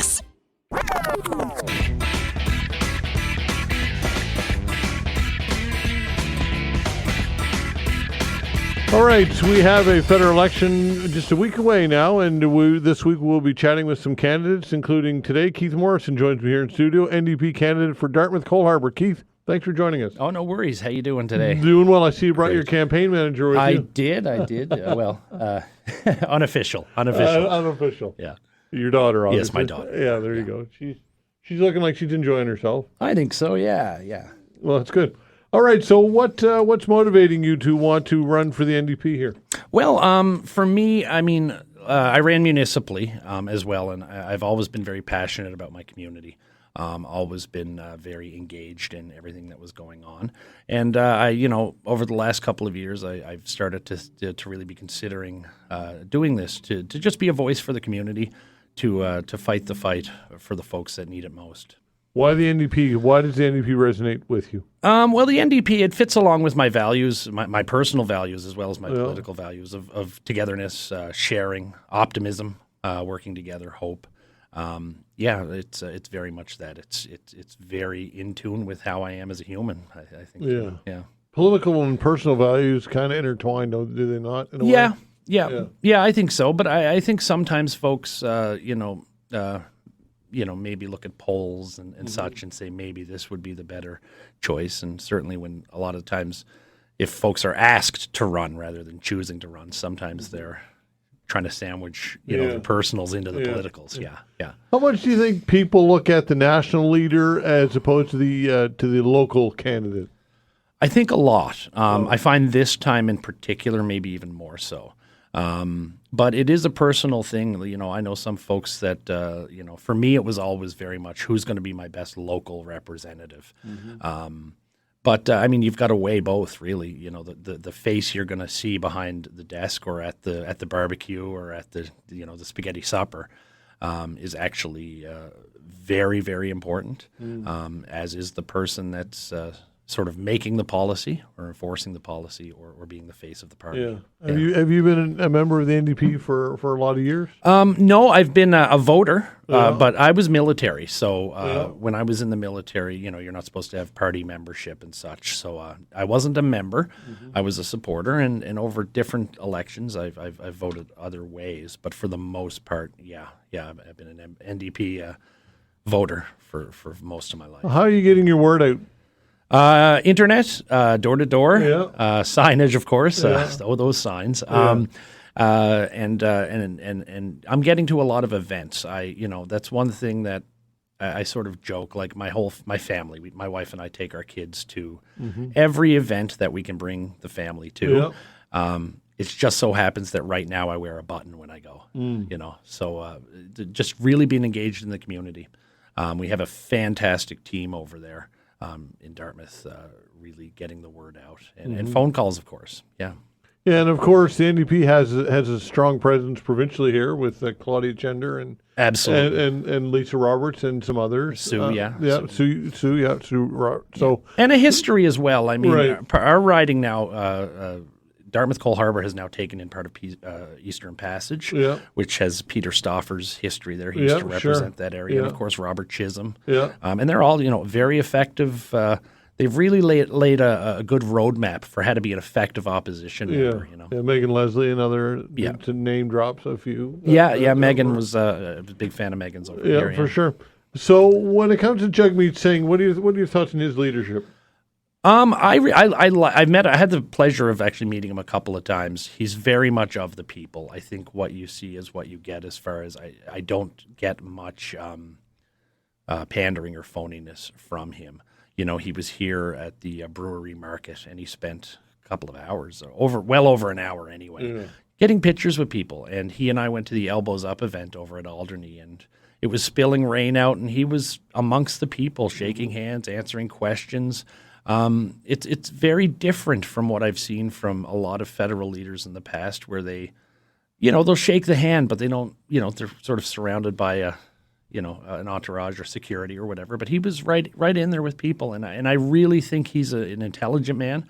I think he's genuine, as on a personal note, he was a very nice guy. Yeah. Look, I've interviewed him. He sat in that exact chair a few years ago, and look, personable, obviously intelligent, all those things, but not doing well in the polls for whatever reason. What do you think some of those reasons are?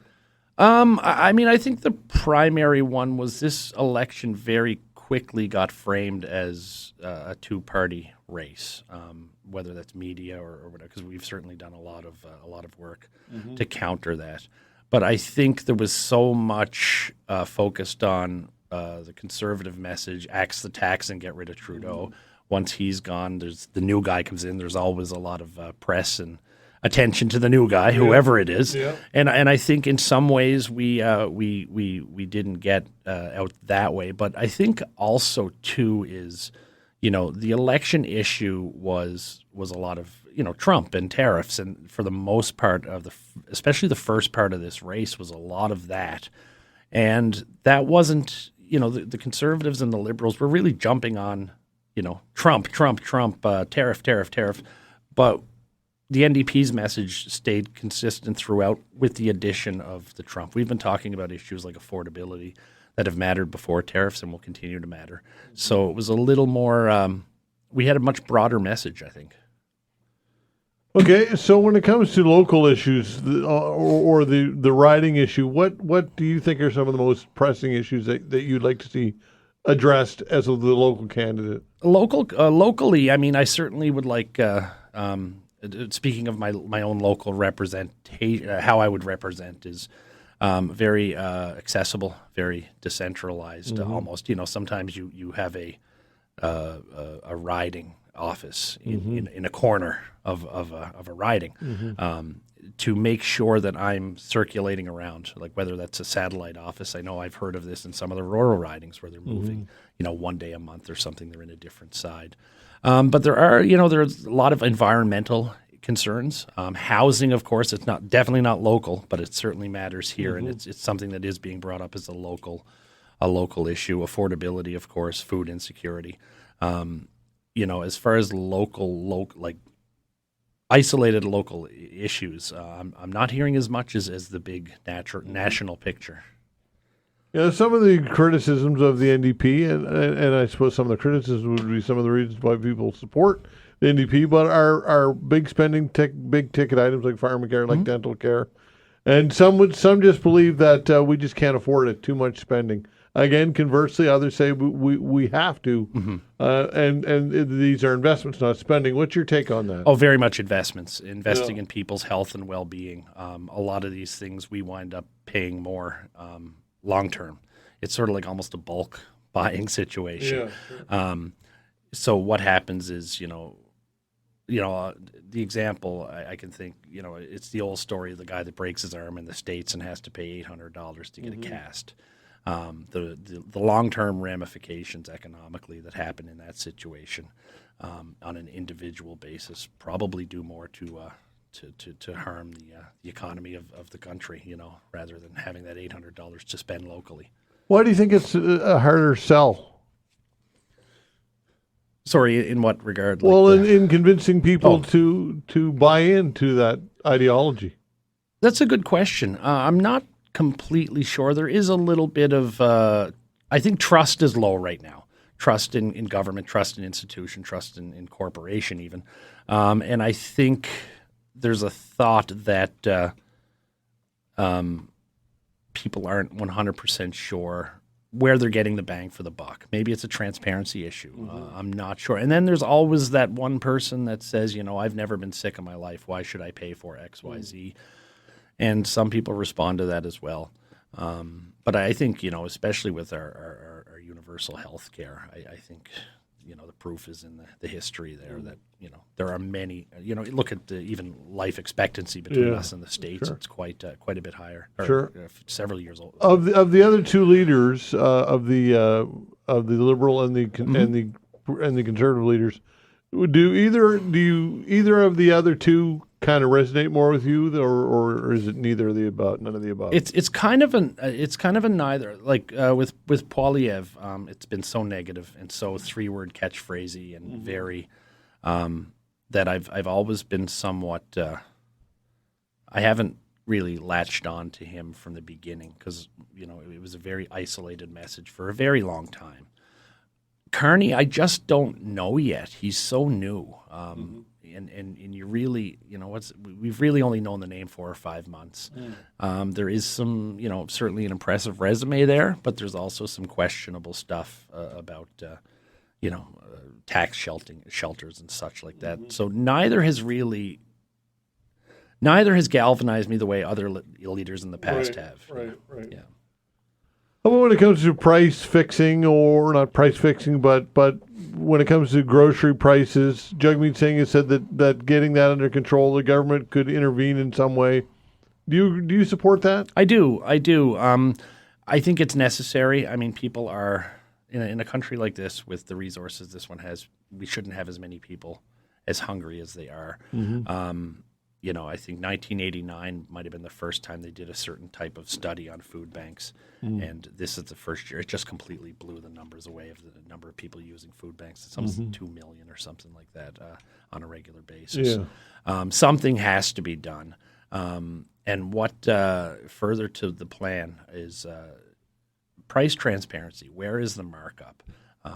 Where is, we're talking at a time where people are starving, but at the same time, some of the larger supermarket chains are making record profits. So, I think something has to be done there, absolutely. Are you convinced that gouging is going on, price gouging is going on? I think so, yeah. Tell me why you feel that way. I just, the amount that things have increased in such a short amount of time, I just don't see any other possible solution. And this is pre-tariff too, so I mean, we would understand that post-tariff there's obviously going to be a jump in some things. There's no other option. It's sort of so what we were what the party is proposing is a price transparency where you can see, where did this product come from and how, how much has it been marked up. Yeah.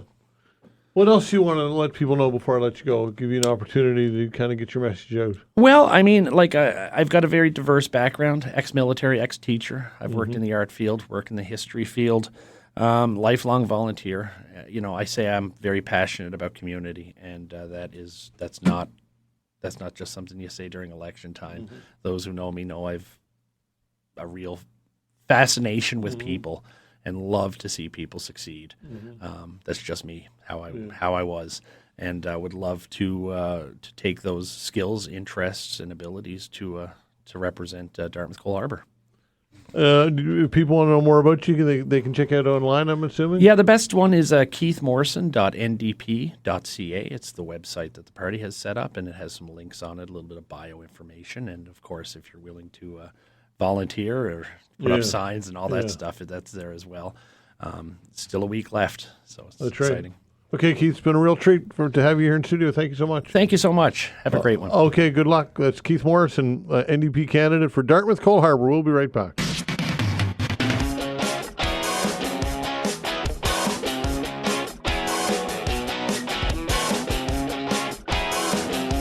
All right, we have a federal election on the go with Election Day just a week away. Joining me to chat about all this is the Green Party candidate for Dartmouth Cole Harbour, Rana Zaman. Rana, thanks for joining the show. We appreciate your time. Oh my goodness, Todd! Thank you so much for giving me this opportunity, especially since the Greens were prevented from participating in the debate. It's really important to have our voices heard. So I cannot tell you how grateful I am. Thank you. Indeed, and we're thankful that you've agreed to do this. I think it's an important part of the process. What is motivating you to want to be the candidate for Dartmouth Cole Harbour? Well, interestingly enough, you just had an advertisement about homelessness. And I was listening, and that's just a very small portion. I came here as an immigrant when I was a little girl, and the state of Canada, to me, it was just so wonderful. I give you an example. My mother gave birth to my youngest sister, and she was not being booted out of the hospital within 24 hours. They kept her there as long as she needed at least 5 days. They brought balloons, gave baby formulas, diapers, and then wheelchaired her out with dignity, to the car and sent her off. So the level of health care has deteriorated. That's just an example. So we came during a time where hard work, commitment was provided you an affordable living, a living of dignity with basic food, security, shelter, and the ability to buy a house. So that lack of affordability over the years that I've been here has degraded so much. Everything has gone downhill. And, when they say when you want something fixed, get up and do it yourself. And I've been working at the grassroots level with people in poverty, facing homelessness, going to the shelters, providing rent money, grocery money, baby formula. On a personal level, I'm very grateful to have a network of people. When my budget is depleted, I reach out. So we're supporting one another and uplifting one another, praying that our governments will put policies that will uplift all of us as Canadian citizens. And unfortunately, the same parties, the governments have not been able to do that. If anything, everything is getting worse. And hence, here I am to do something, to have the ability to at least bring our voices forward and be heard. All right. I'm sure it was disappointing to find out that the leader, the co-leader, would not be at the debate. What was your reaction to that? Well, it was shock. I'm busy canvassing and everything, so I have a wonderful team, and I was being updated, and they were very disappointed. They put out the social media, and it was absolutely ridiculous. And it's just one way of also showing how those in powers can really shut down voices that, may not have as much resources available to them as the status quo parties. All right. So what are you hearing at the door when you're knocking on doors, when you're out canvassing? What are some of the things that you're hearing? Affordability. housing. People who are living in these units are having such a hard time, and they're so scared of evictions or anything like that, and where they're going to go. Most Canadians are two paychecks away from being homeless. Food security is a huge issue. I'm very fortunate that the riding that I'm in, Dartmouth Cold Harbour, is actually quite diversified, so I'm able to learn all the various problems. But being on the grassroots level, I kind of already know. We have a very well-to-do part of the riding, and then we have a part of the riding that's steeped in poverty. And the way this government works, sadly, the ridings that get the most attentions are the ones they see that have the most voter turnout and have the resources to perhaps donate and support. So as a result, ridings that do not vote in higher numbers, they're not given the same respect as others would, and given the time and also given the resources then as a result. Okay, so when it comes to policy, what are some of the key planks that you think that the Green Party leader is doing right? So the policies that when they put out are just absolutely amazing. And, to get more details, everyone is welcome to go to the Green Party of Canada platform 2025. But we have affordable housing. Being the Green Party, obviously, we have in the forefront climate action. We also have peace and security because with what's going on with over the border and internationally, that is of grave concern. Human rights violations are taking place in Palestine, and that has become a very huge Canadian issue. It's actually making a lot of candidates now signing on to various platforms that they will support these policies for Palestine's ceasefire, for peace and freedom. So that has become a huge, I think, a contention for voters to see if candidates are going to support these human rights violations. We have fair taxation. We have more health care, green economy, caring for Canadians, strong democracy. It's very important we have proportional representation, which was promised to us a long time ago, and it's been reneged on because it keeps the same status quo parties in power and makes people feel like that their votes are not counting anymore, when in fact, I'm going to come to that later, their votes are very crucial. We are also having, Stop the Hate, Against Racism, Emergency Preparedness, Disability Justice, and Indigenous Reconciliation, which is very important right now because we feel that perhaps our Green Party member was not allowed to participate because they would obviously bring up they would challenge the mutual pipeline ideas of the status quo parties, the Liberals and Conservatives, and they'd hold them accountable to Section 35, which demands, there should be the need for consultation with First Nations. And it's fundamentally undemocratic to leave out a whole party because of this, and the Blocs are included. And Canadians need to know that there is another solution to energy sovereignty, and it doesn't have to require for us to harm our neighbors or nature. So this is why it's important to have that green economy, which also brings thousands and thousands upon jobs. We are a very resource-rich country. And as such, we have the ability to become leaders of a green environment. By utilizing the resources, or what's the connection there? Yes, absolutely. So we have green alternatives by using. We have hydro, we have water, we have air, we have solar. These are all things, and what we can simply do on top of using these resources, we can have a clean energy future, right? We can lead by using these resources. And some of the key steps that can be taken is by, first of all, stop giving public money to oil and gas companies and invest in these clean energies. And we should hold big polluters responsible for the climate damage that they've been causing. We need to create strict and science-based limits on Canada's total pollution, and also make companies prove that they have real plans to deal with climate risk. Todd, Green Party isn't coming up with the solutions, all of them, because they've already been out there.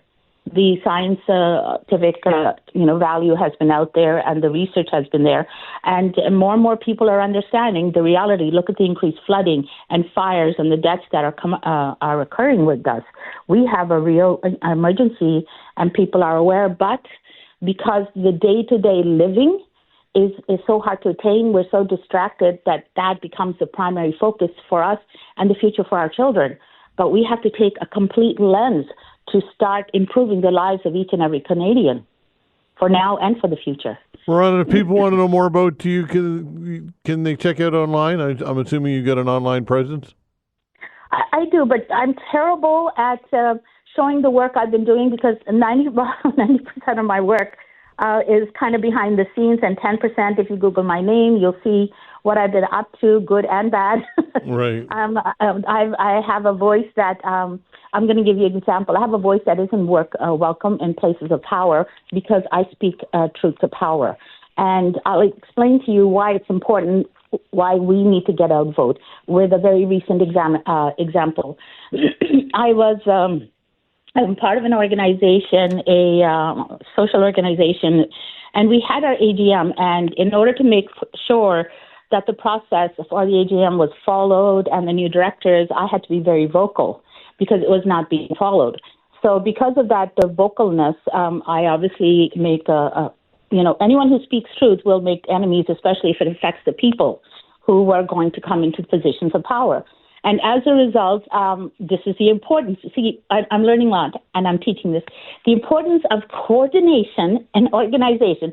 So then these group of people came to the AGM and made a point of voting me out so that I could no longer be a presence of knowledge and experience to help guide perhaps the new board or just hold people accountable when I see something that was not being done correctly.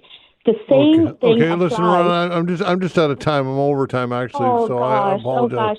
Well, listen, I appreciate voting, it. I'll just say, voting green is a vote for revolution and rebellion. Be the rebellion. That's it. Okay, thank you so much. Thank you, Rana. Appreciate it. Take care. Good luck, Rana Zaman, Green Party, Dartmouth, Cole Harbour. A skilled worker shortage impacting Nova Scotia housing crisis. We'll talk about this when we come back.